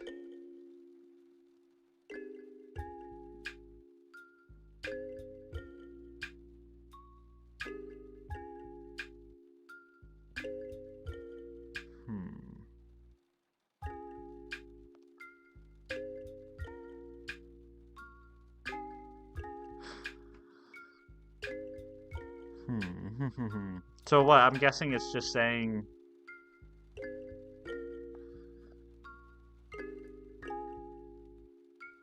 I'm not sure what they're getting at. Look at abusing them. Let's see. Commands allow you to run.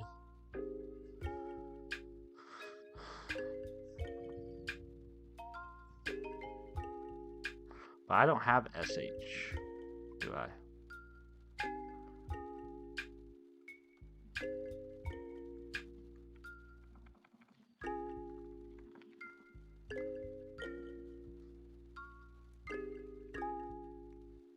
Hey Steven, is it still possible to land a job as a software engineer only with high school degree? I'm talking if someone has so much experience. I think so. I mean, I think it's totally possible to get a job without having a degree, you know? It's just the question is always just going to be difficulty, right? It's going to be what are you willing, you know, well, that's not what I wanted. Okay, so we'll stick with using PowerShell, and for now we'll just put up with it being slow, and we'll fix that later.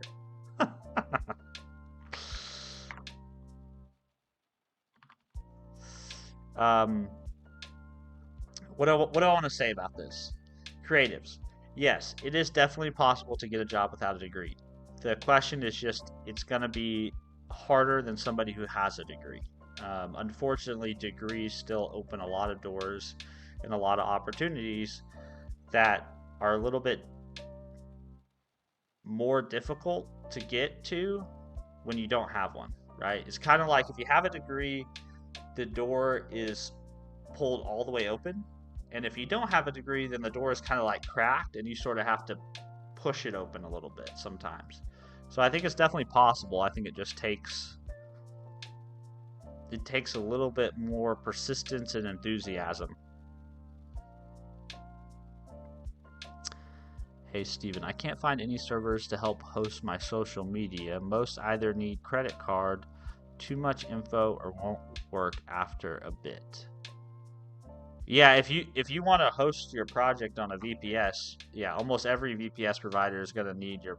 I mean, they're not going to let you set up and run infrastructure in their cloud without having some way to potentially either contact you or bill you in case you do something nefarious or run up a big bill.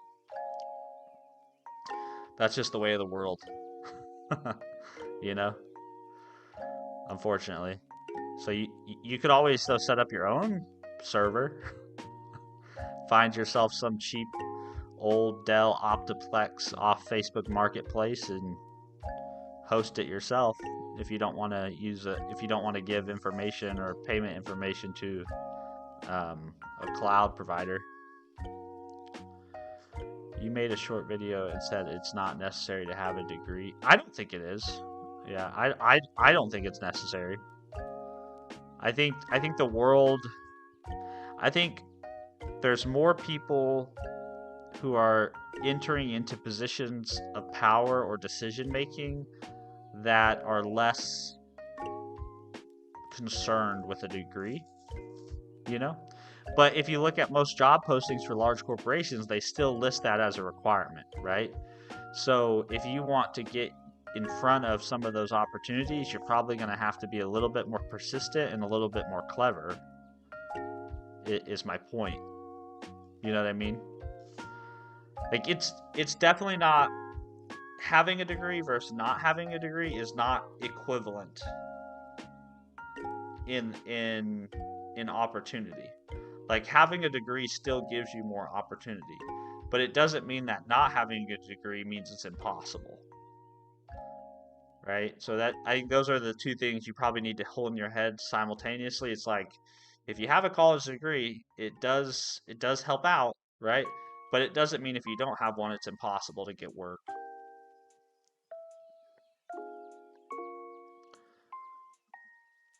TMI, but I remember when people were lying that they had college degrees and got certain jobs back in the day. Yeah. I mean, to this day, every job I've ever worked with has never asked to see my college degree. I don't know if that shows up on my on background checks, but like nobody has ever asked me, "Can we please see your degree?"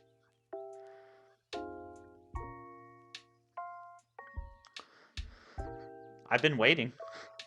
I have my degree. It's in a box somewhere. I think it's in the storage closet over there that you guys can't see where I'm pointing, but it's back behind my monitors. Wait a sec, Steve. I have an amazing idea. Okay, I can't wait to hear it. While you write out your idea, I'm gonna try to write a script that that we can execute from Oh-My-Posh.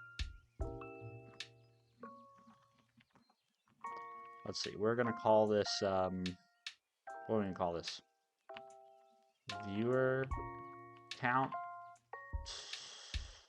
monitor. I don't know. Viewer count fetcher, because it's not really a monitor. It's just a script.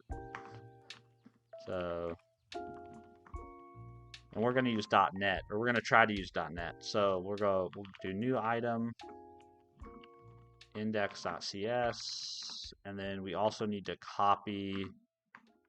Let's see, OneDrive, desktop, global. The reason I copied the global.json over is because I want to use that very specific SDK on my machine, which is .NET 10. And then let's see, in my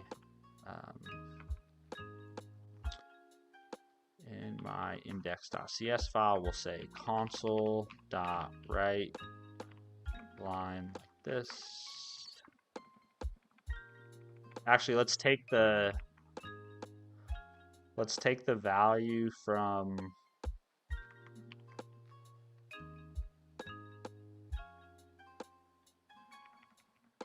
let's say NeoVim, OneDrive, desktop, Posh. So let's take this.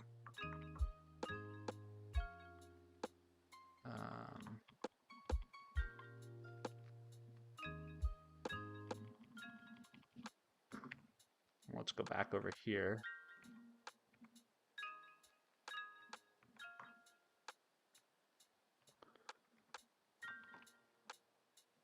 And let's see if we can get this to work. So what we're going to do is we're going to come over here, and instead of echo, we want to run a script. Or actually, hold on. Let's try this. Let's do .NET, and then we'll give it the path to the file. So let's write this out.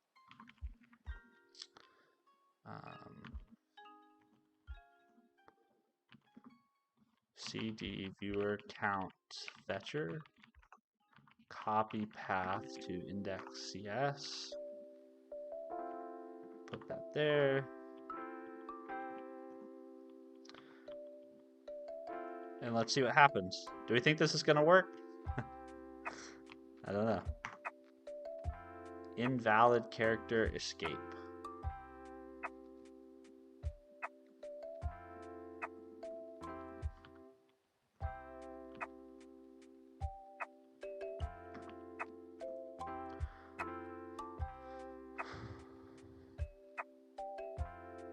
What if you send them a fake degree certificate? How they check if it's fake or not? I honestly don't know. That's the thing. No one's ever asked me for my degree, so I don't know if it shows up on background checks or what. It's entirely possible it does. You know, when a company does a background check on you, it's entirely possible that the companies they use for those types of things do check that stuff.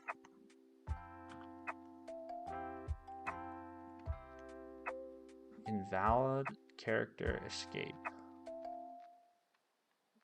So how do I do a backslash? Do I need to use a verbatim maybe?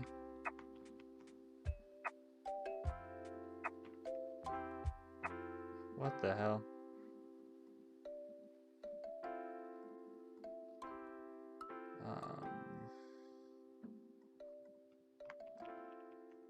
Let's see. .NET index.cs.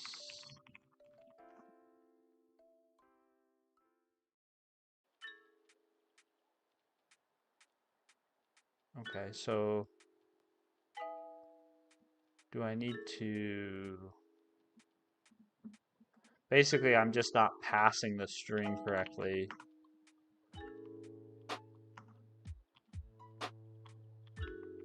Okay, so do I need to wrap all of this? Like maybe do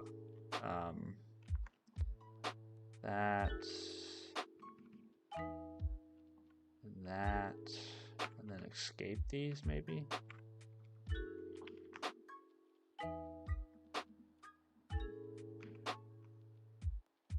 Invalid character escape.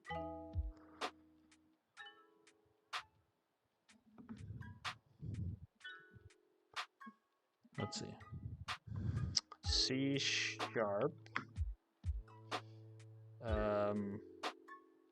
Unicode character in string.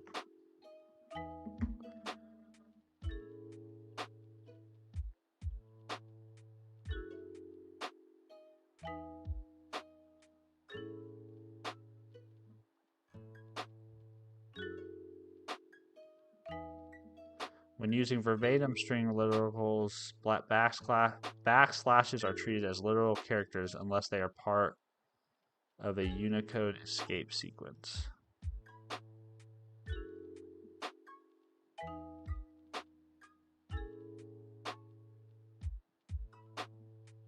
Okay, so I'm doing something wrong, but I don't know what it is.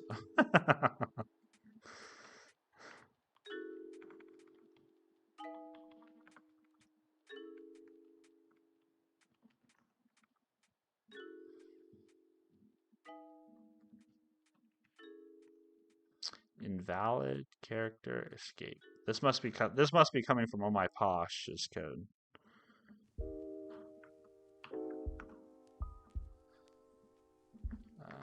Oh-My-Posh. Hello, Mr. Do a verbatim backslash? What? Hey, Gun, will you show me an example of what you mean? You mean like this? Like that?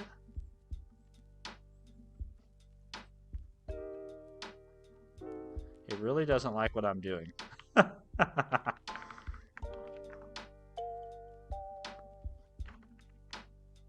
It's always invalid character escape.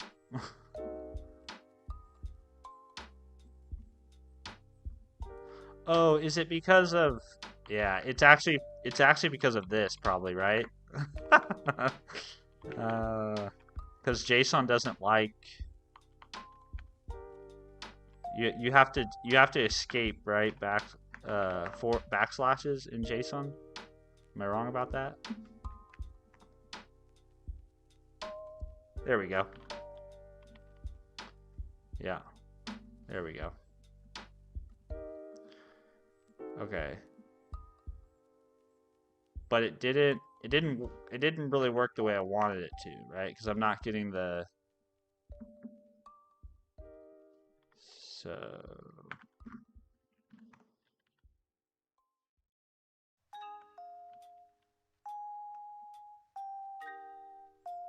There we go. But I want this to be treated like actual Unicode.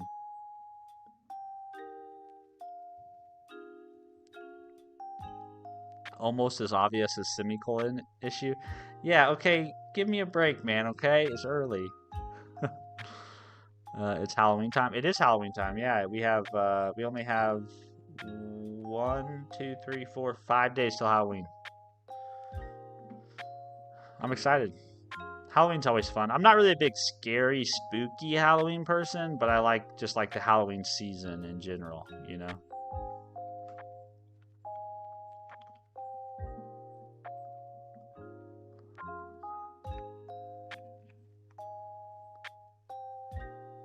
Okay, look at us. Okay, so now the last thing we need to do is we just need to actually get the actual live viewer count. Like right now it should say 26, right? So, how do we do that? Do I need to authenticate, or can I just like, let's see, YouTube get viewer count for live stream.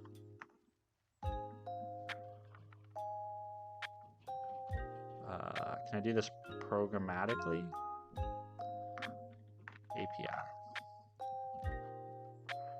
To get a YouTube live stream viewer count via the API, you must use the YouTube Analytics API or the YouTube Data API.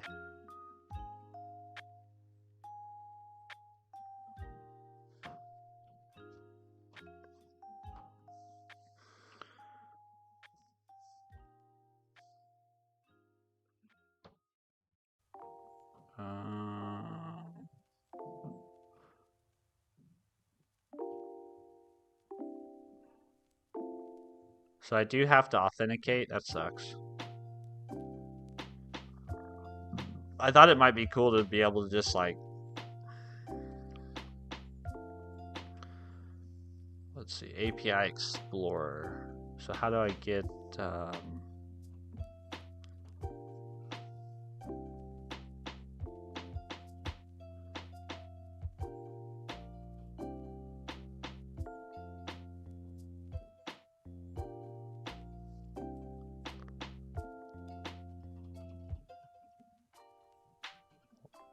get activities?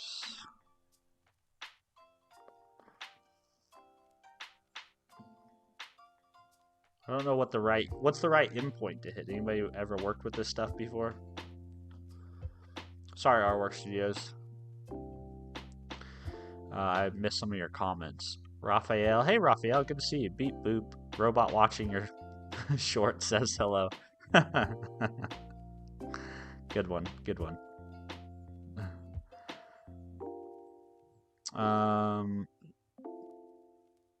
Hold on, Artwork Studios, what was your idea here? Servers cost, right? So why don't I host a server that's basically using every user's PC to host each other's servers? So if I say 3 computers somewhere isn't available, then maybe the other 7 that is will.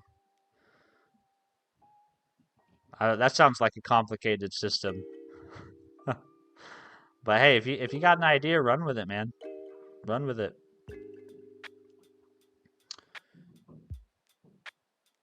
Raphael, my flight got canceled, so now I get to watch you. Oh, where are you flying to, Raphael? Are you traveling for work or what? Are you traveling for fun? Also, sorry your flight got canceled. That really sucks. For me, Halloween has literally no effect here except for brands getting in theme and maybe watching some Halloween stuff. Yeah, I mean that's kind of the same here in the United States. I mean, it's more of like a decorative, festive time of year. You know, it's kind of like it's just like Thanksgiving, Christmas, right? It's just like it's an excuse to decorate, to do different things, to wear different stuff. You know, which is nice. I mean, it makes life enjoyable.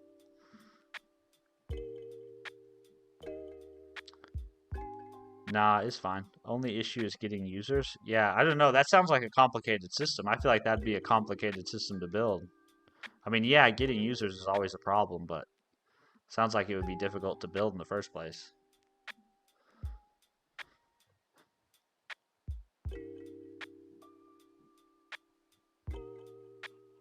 How to get the current number of viewers for specific live video.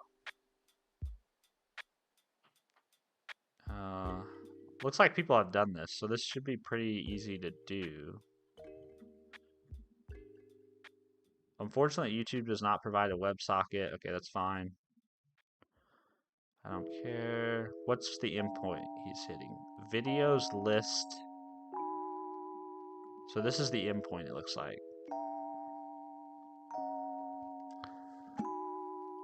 Part statistics.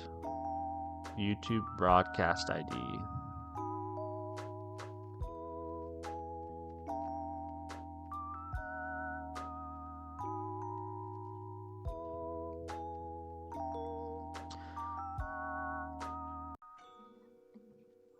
Alright, so this, I am gonna, I hate when you have to deal with authentication stuff on an API. It's annoying.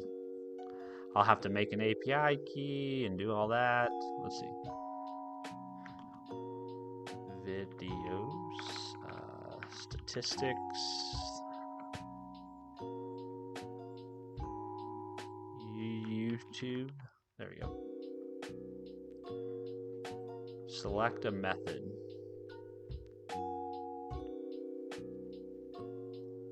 Live broadcast list. Let's see, part. What goes in the part? Is this where I put statistics? Broadcast type. Status. Active.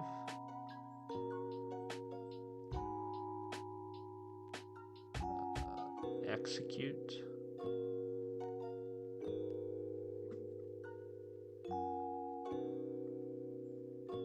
It's always nice when APIs give you an explorer like this.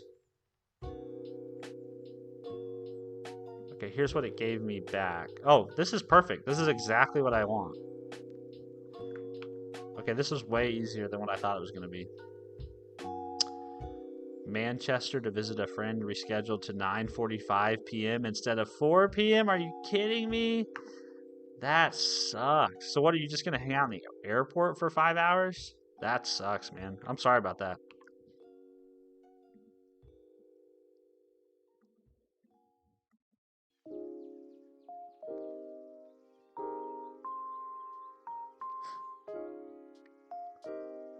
Okay, this is all I need. So let's copy this over to our script.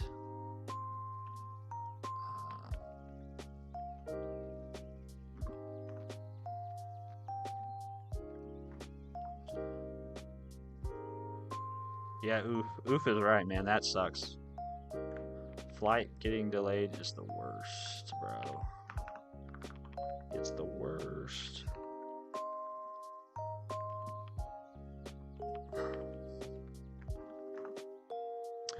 I got lucky. They notified me while I was still in bed. Ah, thank God, man. Thank God. That would suck to drive to the airport and find out your flight got delayed by 5 hours. I'd be pissed. I mean, not pissed at anybody in particular, just kind of pissed at the situation. You know what I mean? Shit happens. I get it. Like, what are the airlines supposed to do, right? Like, they're doing their best. It's complicated shit, but yeah, I would be frustrated.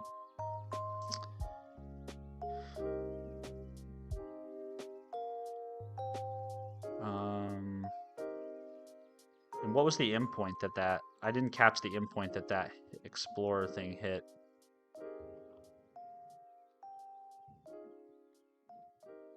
Can I see the request? How do I see? I want to see an example of the call that was made. Oh, right here. Copy. Do they have it? They don't have a C# snippet? Come on, Google.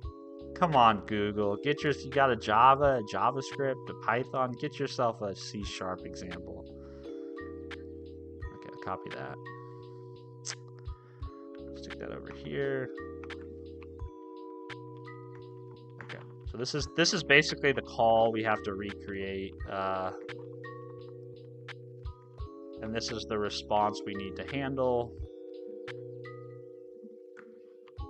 I could probably have Copilot write this for me, but where would be the fun in that? Let's see, const string YouTube icon equals \UF16A.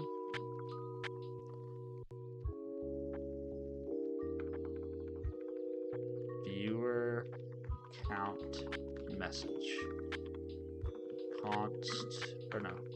var viewer count message is going to be an interpolated string, which is going to take the YouTube icon and then some viewer count, which is 18 for now, but that's going to be different in a bit.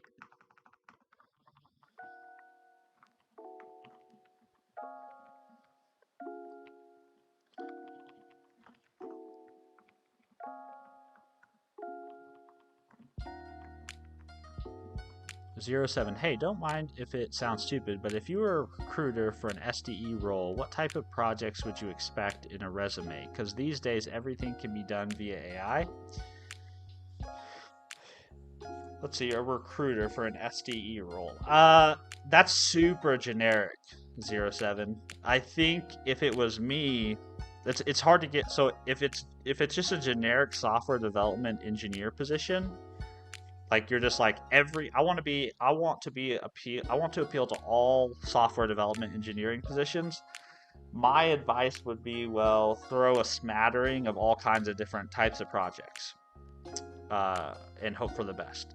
I think a much better approach would be to hone in on a specific niche, right? Like I want to be a Go developer that works on CLI tools. I want to be a TypeScript developer who builds React front ends.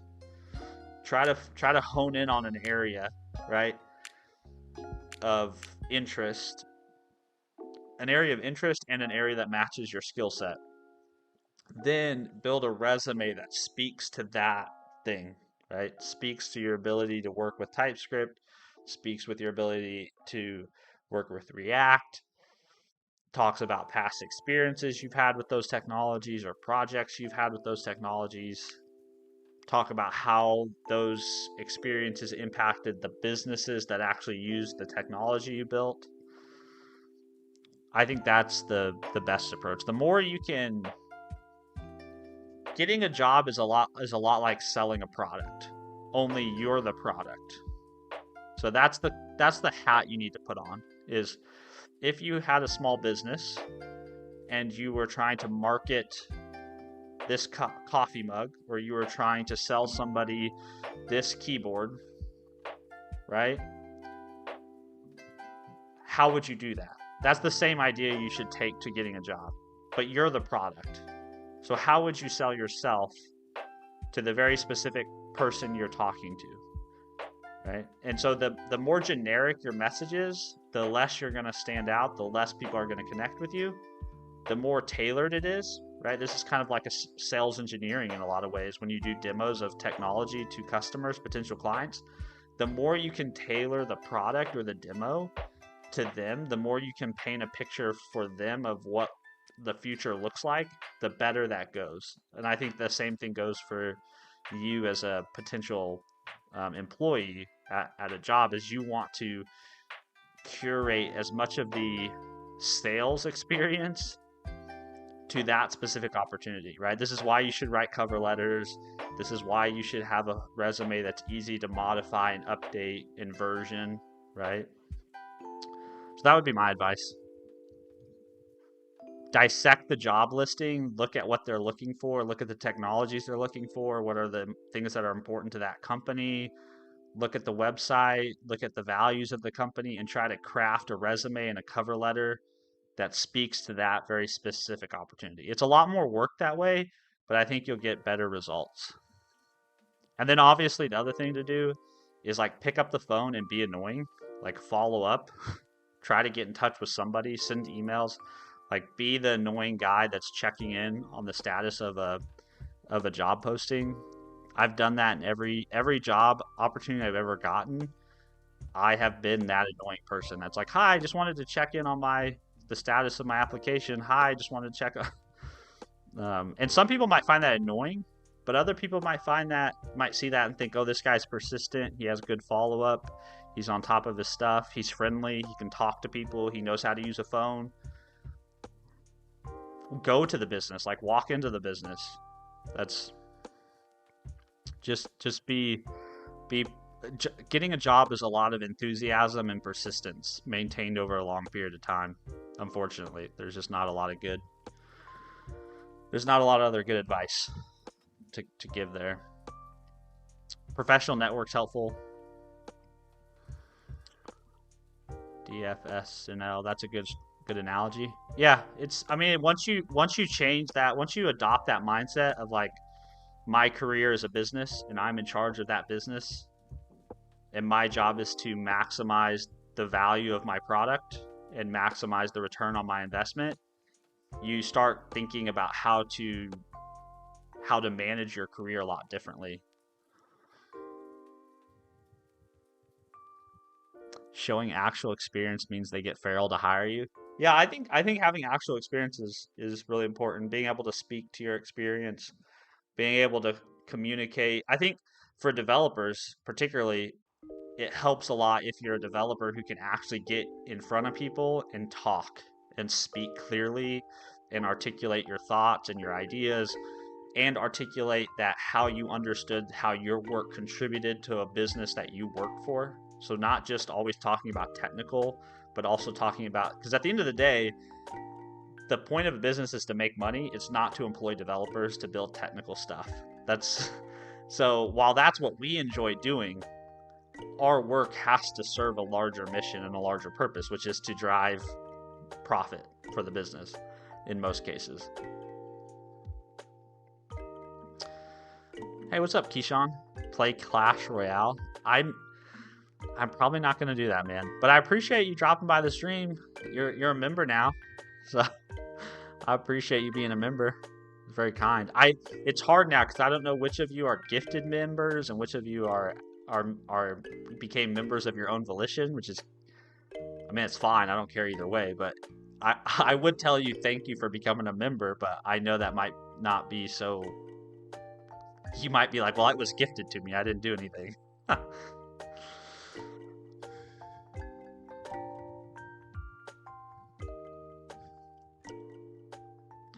right. Okay, so first thing we need to do, const string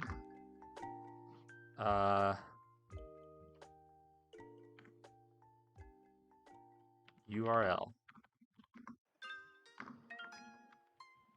We want this guy.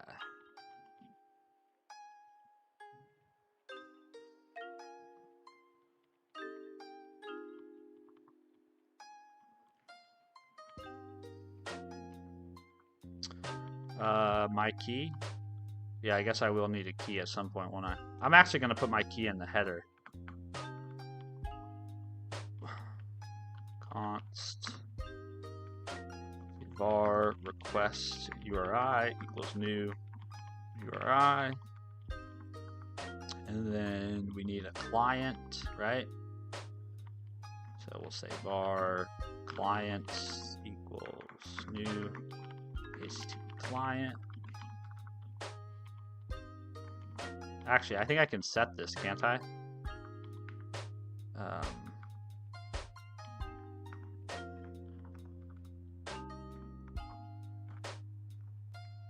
I think I can just set that here.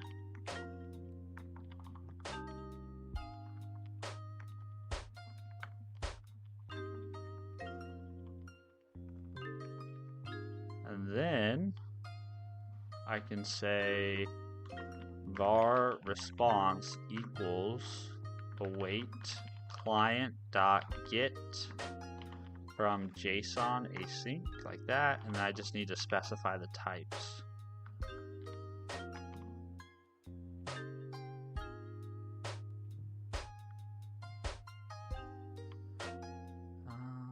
Maybe I won't set that. Maybe I will do var request URI equals new URI.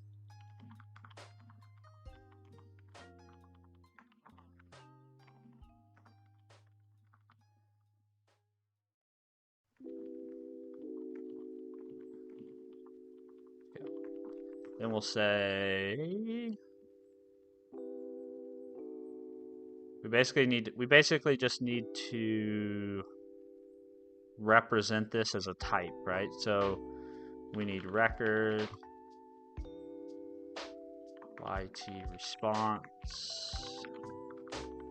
is going to have a list of YT items. I know this is like the dumbest these are some of the dumbest naming conventions, but it doesn't matter. This is just a throwaway script, really. Like there's not a whole lot going on here that's cutting edge. So we'll say JSON property name, items.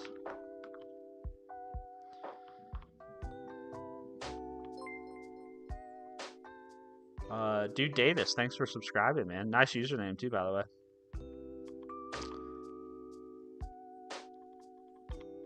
YT response, and this is gonna complain because this is actually being trimmed when you use a single file app. Use the over takes a JSON type info or JSON serial context, or make sure required types are preserved. So what we need to do, I think, is we need to say type of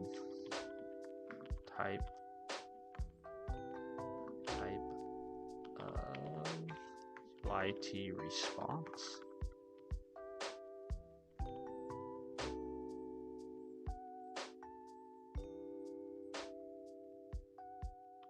And then I think we also have to give it, what is it? Would have to say public, or I guess internal class JSON context inherits from JSON serialization context, like this.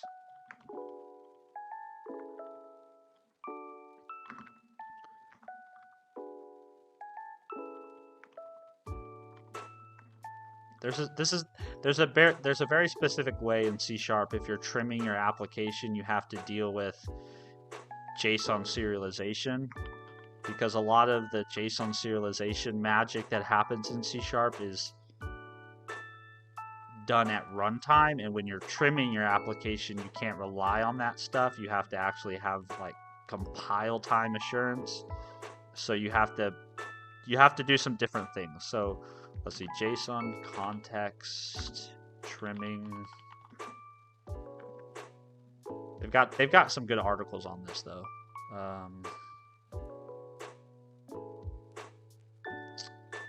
Now I just need to find it.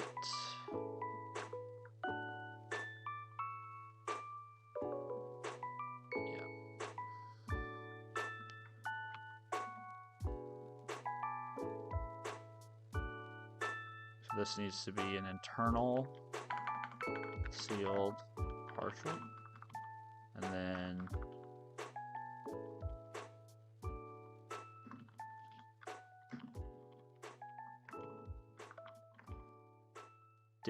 did not generate serialization metadata for person DTO. Oh yeah, that's fine.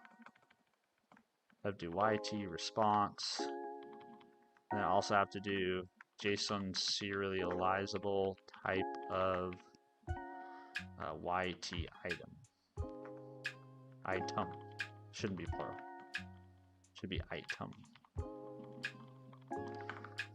There we go. And then up here, we can pass in that context, I think.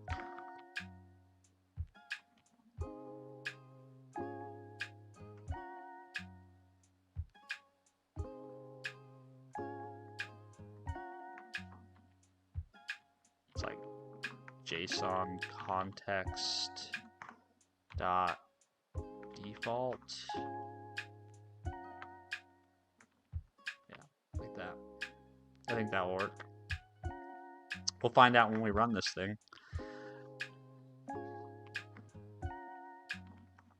And then we also need to now represent the item. So the item, the only thing we care about in the item is the statistics, and we care about the concurrent viewers.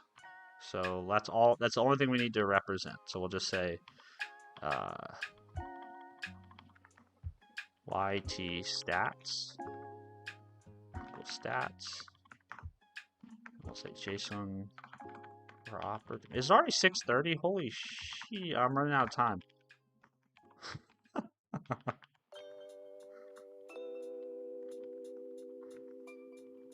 YT stats.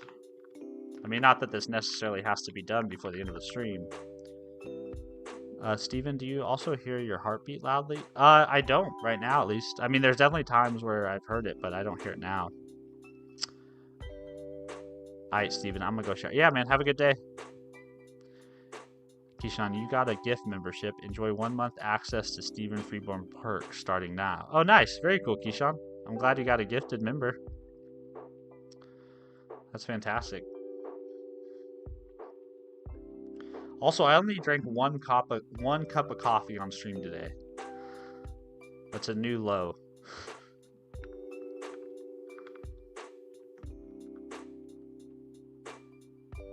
And we just need a concurrent viewers property. So we'll say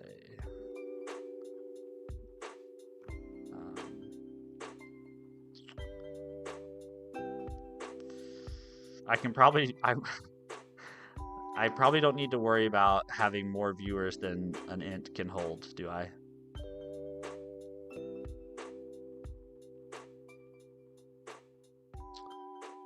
Oh, nice. Okay, well, you can stick around if you want artwork, Shias, but yeah, have a good day, man, if you're heading out. Shimito. Hello, Shimito. How are you? Nice profile picture, Shimito. I like it. Raphael, more coffee than I've had in my life. You don't drink coffee? What do you do for caffeine? How do you read and remember so many lines of code? It's just reps, Nick. It's if you talk to anybody, I think that writes code, they're just going to tell you it's reps. I mean, you do look a lot of stuff up. Like why can't I talk today? You do look a lot of things up. You don't remember everything. But the things you do remember is just reps. You've done it 10 times, 12 times, 20 times, 30 times. That's the secret. There's really no... I wish there was a better answer than that, but there's really not, in my opinion. I think that's why Copilot's kind of dangerous at times, because Copilot steals those reps and you sort of feel the memory draining from your fingers or your brain. You almost start to forget things in a way. Not like you really forgot it, but you're not as quick to recall it. So what you gain in productivity from Copilot, you sort of are making a little bit of a sacrifice in terms of recall, in my opinion.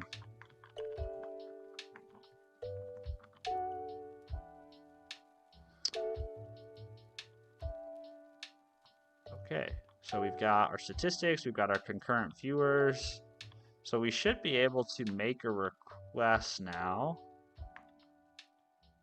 I think the only thing I need to do is I need to probably do a check here where we say if response dot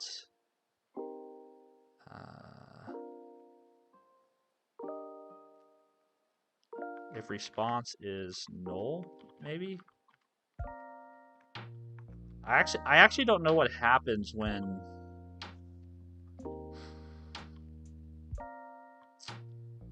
Yeah, I don't think I want to use this method actually.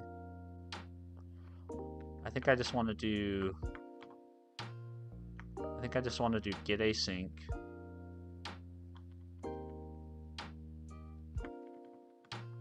And then I want to check and see if response dot is success.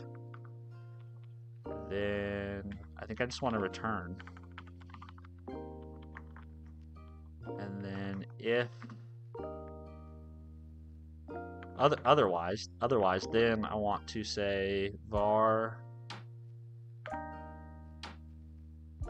yt response equals await response dot content dot read from JSON async. And this is where I'll do basically the same thing I did earlier, where we are going to pass in the type info, I think. Yeah, type, and then the context. So we'll say type of yt response, and then we'll say JSON context dot default, like that. And we'll say if yt response is null, meaning we couldn't deserialize it, we'll just return. But if we make it all the way down here, then we did get a response. And then we'll say if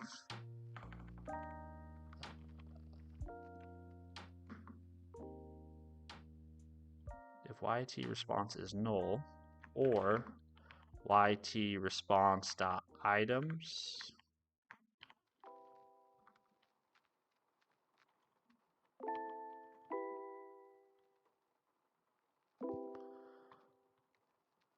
Can I not type this?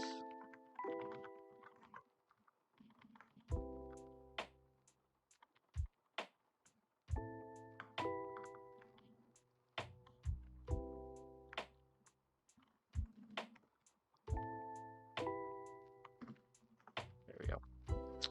So if yt response is null and yt items dot length is 0, return. Otherwise, we're going to say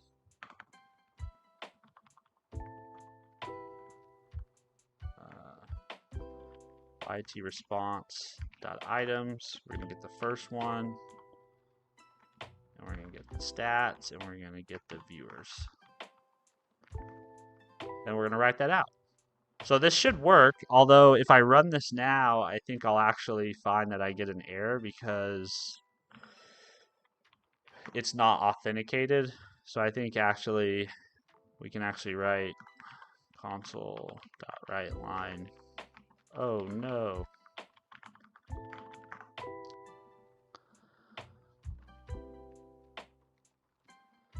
.NET index.cs.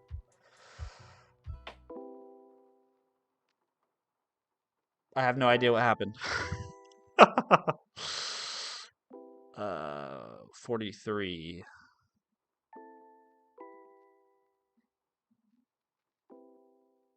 Oh, if this should be is false.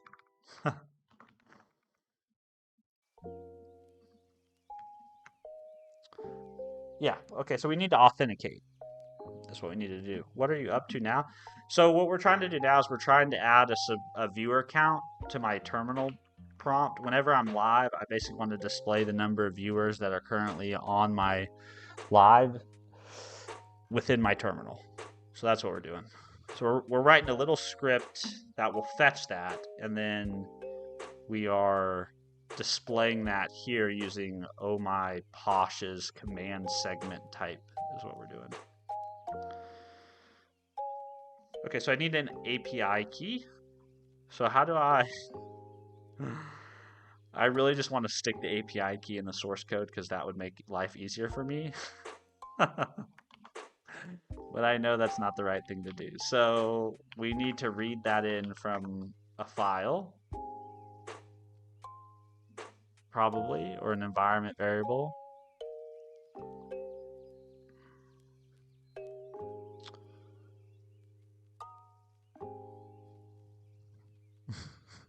I hate honestly, I'll be totally honest with you guys. I hate dealing with API keys while streaming because it's just it makes me super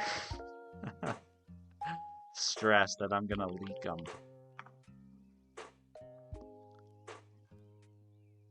I don't mind leaking them so much when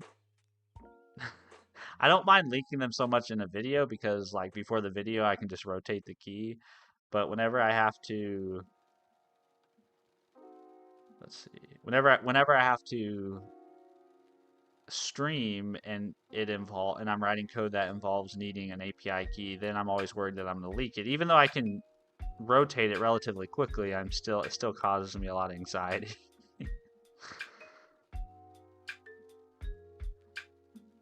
Okay, let's get a key here. So what's the best way to do this? I guess the best way is probably just to go in here,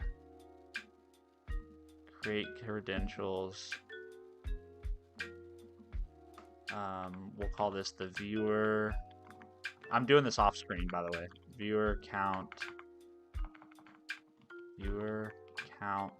fetcher is what we called this thing. And then restrict your key to reduce security risk. Yes. We'll restrict that. And then we want to restrict this to just the YouTube API.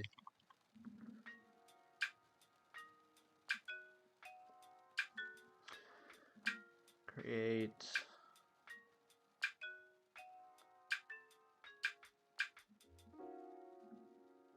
Okay, so I have a key now. So let's save that so I don't lose it.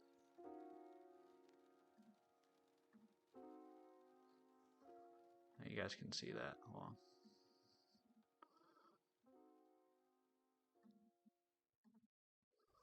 Yeah, okay. We'll put this in a note. We'll call this viewer count fetcher API key.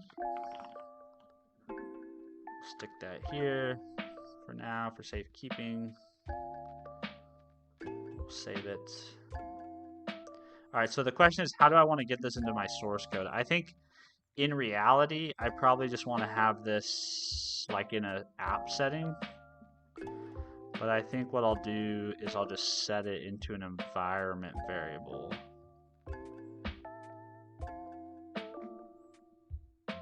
No, I'm gonna put this in a let's see, notepad app settings.json. Yes. Sorry. Sorry guys.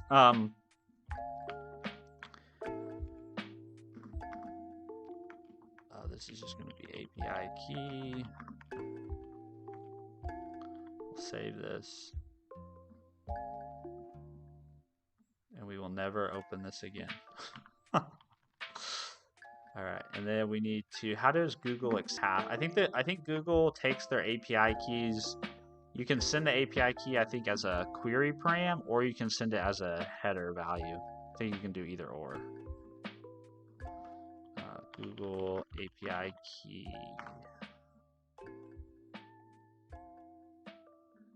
Google API key header.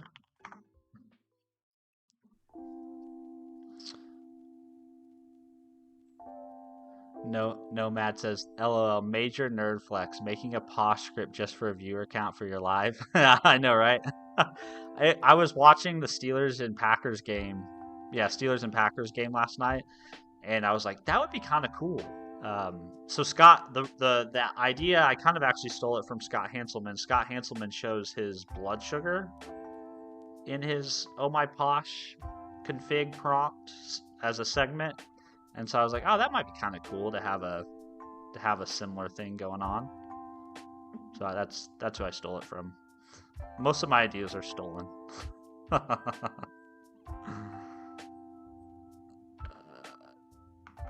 We'll go client.request default request headers. We'll add one, and then this will be our API key, which we haven't gotten yet. So we are going to read our API key in from that file.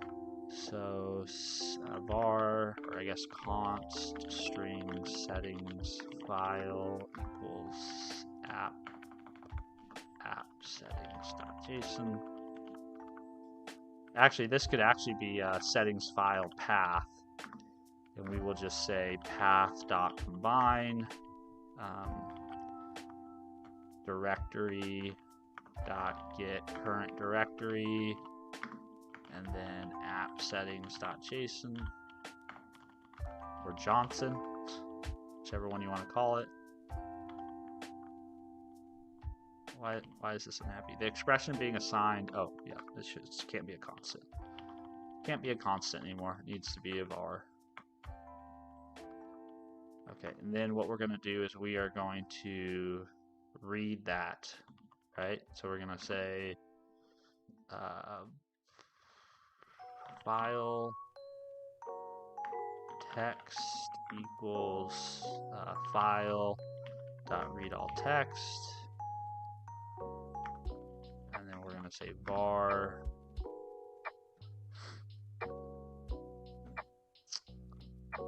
what's the easiest way to do this? I think the easiest way to do this is just var settings equals JSON serializer dot deserialize file text. Cannot be inferred from the usage.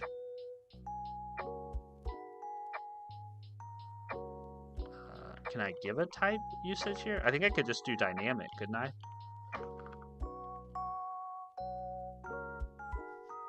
Oh, bro, this is so painful. Whenever you're working with this is so painful. Record settings string API key.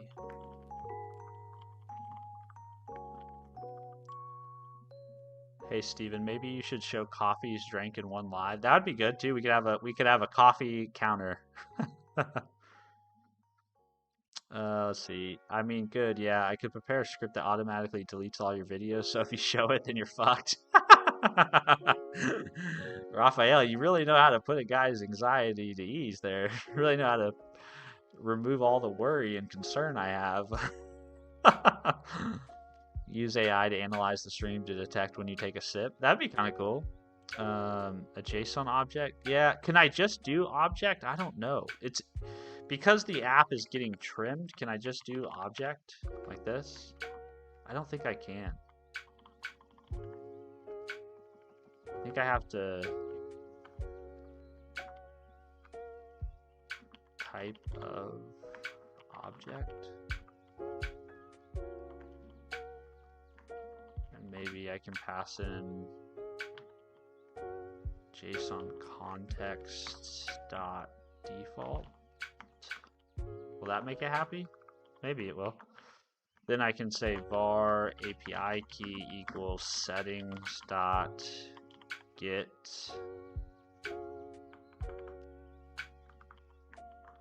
What could I do? I think I can do, can I do JSON something? JSON. Oh yeah, you're right. I could do that. But I think that probably needs to be on my context, doesn't it? JSON serializable, type of.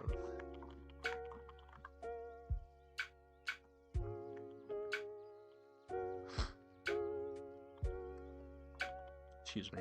And then I can do get.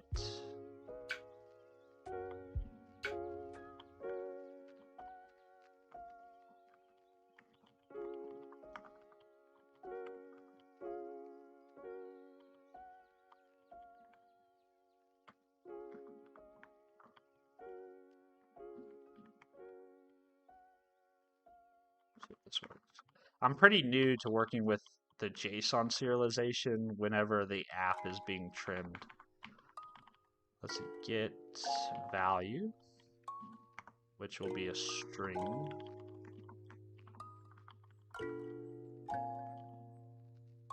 Or get property? What is it? What do I want? Get.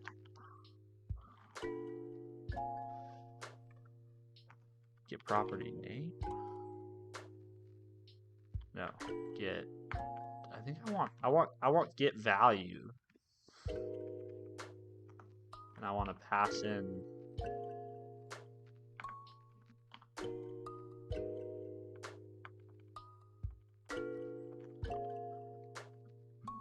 How do I get the value from a J object?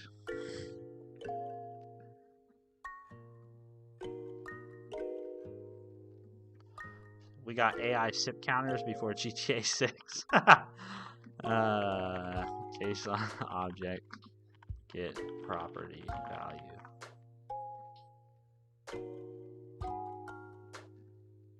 This is C# specific. That's almost 7. I'm barely gonna make it.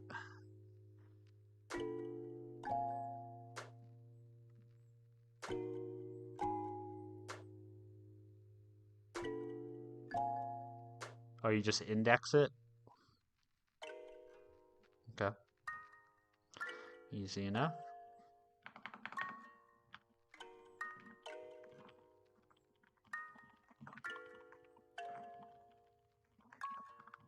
We're gonna see if this blows up.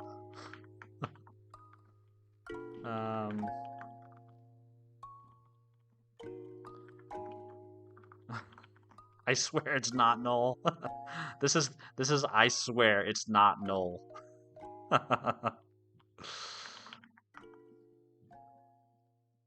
Okay, let's give it a trial run here. What's the worst thing that could happen, right?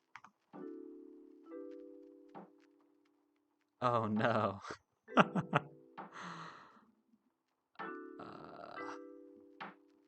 Well, damn it, I don't want to print my API key for you guys, so I'm gonna test this off screen. I think for whatever reason it's not getting the API key is not being read in.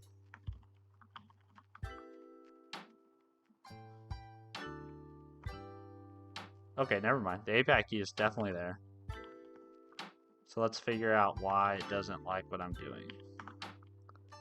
So we'll say var response text equals await response dot content dot read as string, and then we'll console dot write line the text there.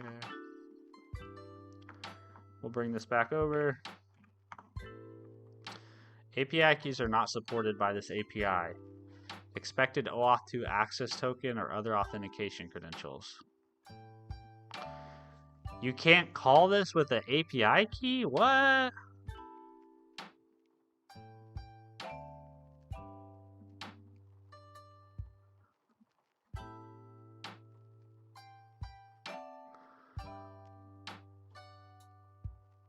Why can't you call this with the API key? YouTube v3 data API call with API key.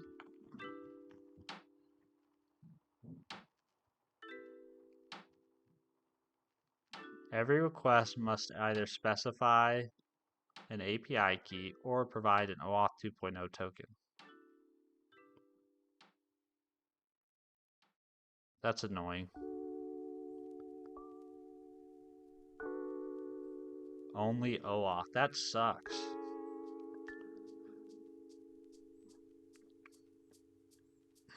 Why do they talk about an API key in their docs?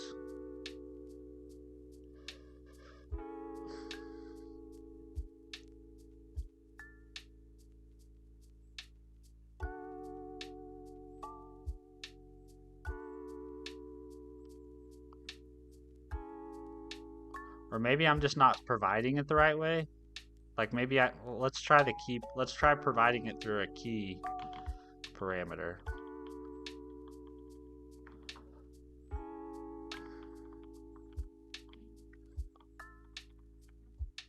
I don't want to have to deal with the OAuth flow for a simple stupid script like this.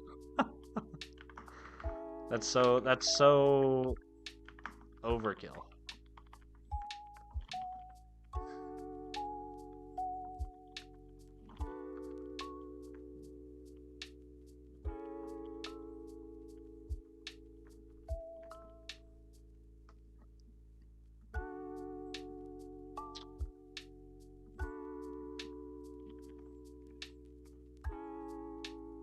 Damn it.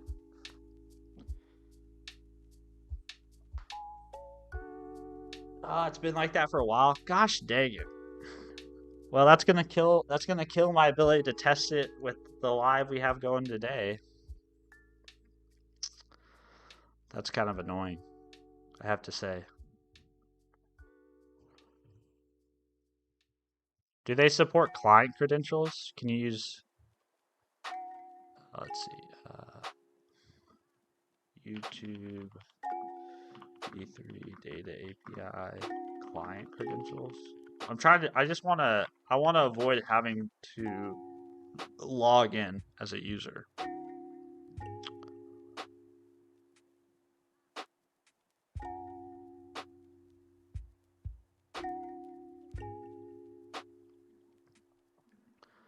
No, that's not what I want. Are mosquitoes in my area often? They're not too bad. We do have mosquitoes every now and then.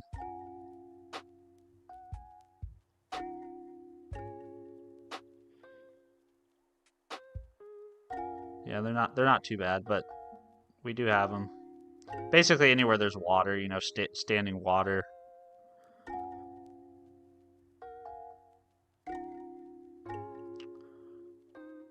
Choose other appropriate application.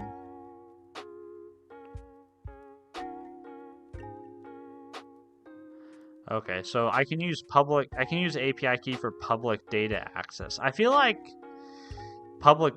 live streams should fall under public data access. Maybe I'm just not hitting the right endpoint. Public data access YouTube live stream viewer count. I'm doing this the old way, keyword search. Who needs AI? Let's see. Anyone watching YouTube live stream can see the concurrent viewer count displayed. There's no way for a creator to hide this.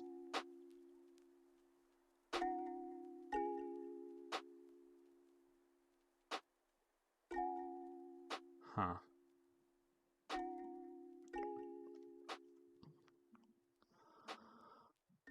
This is 6 years old, so.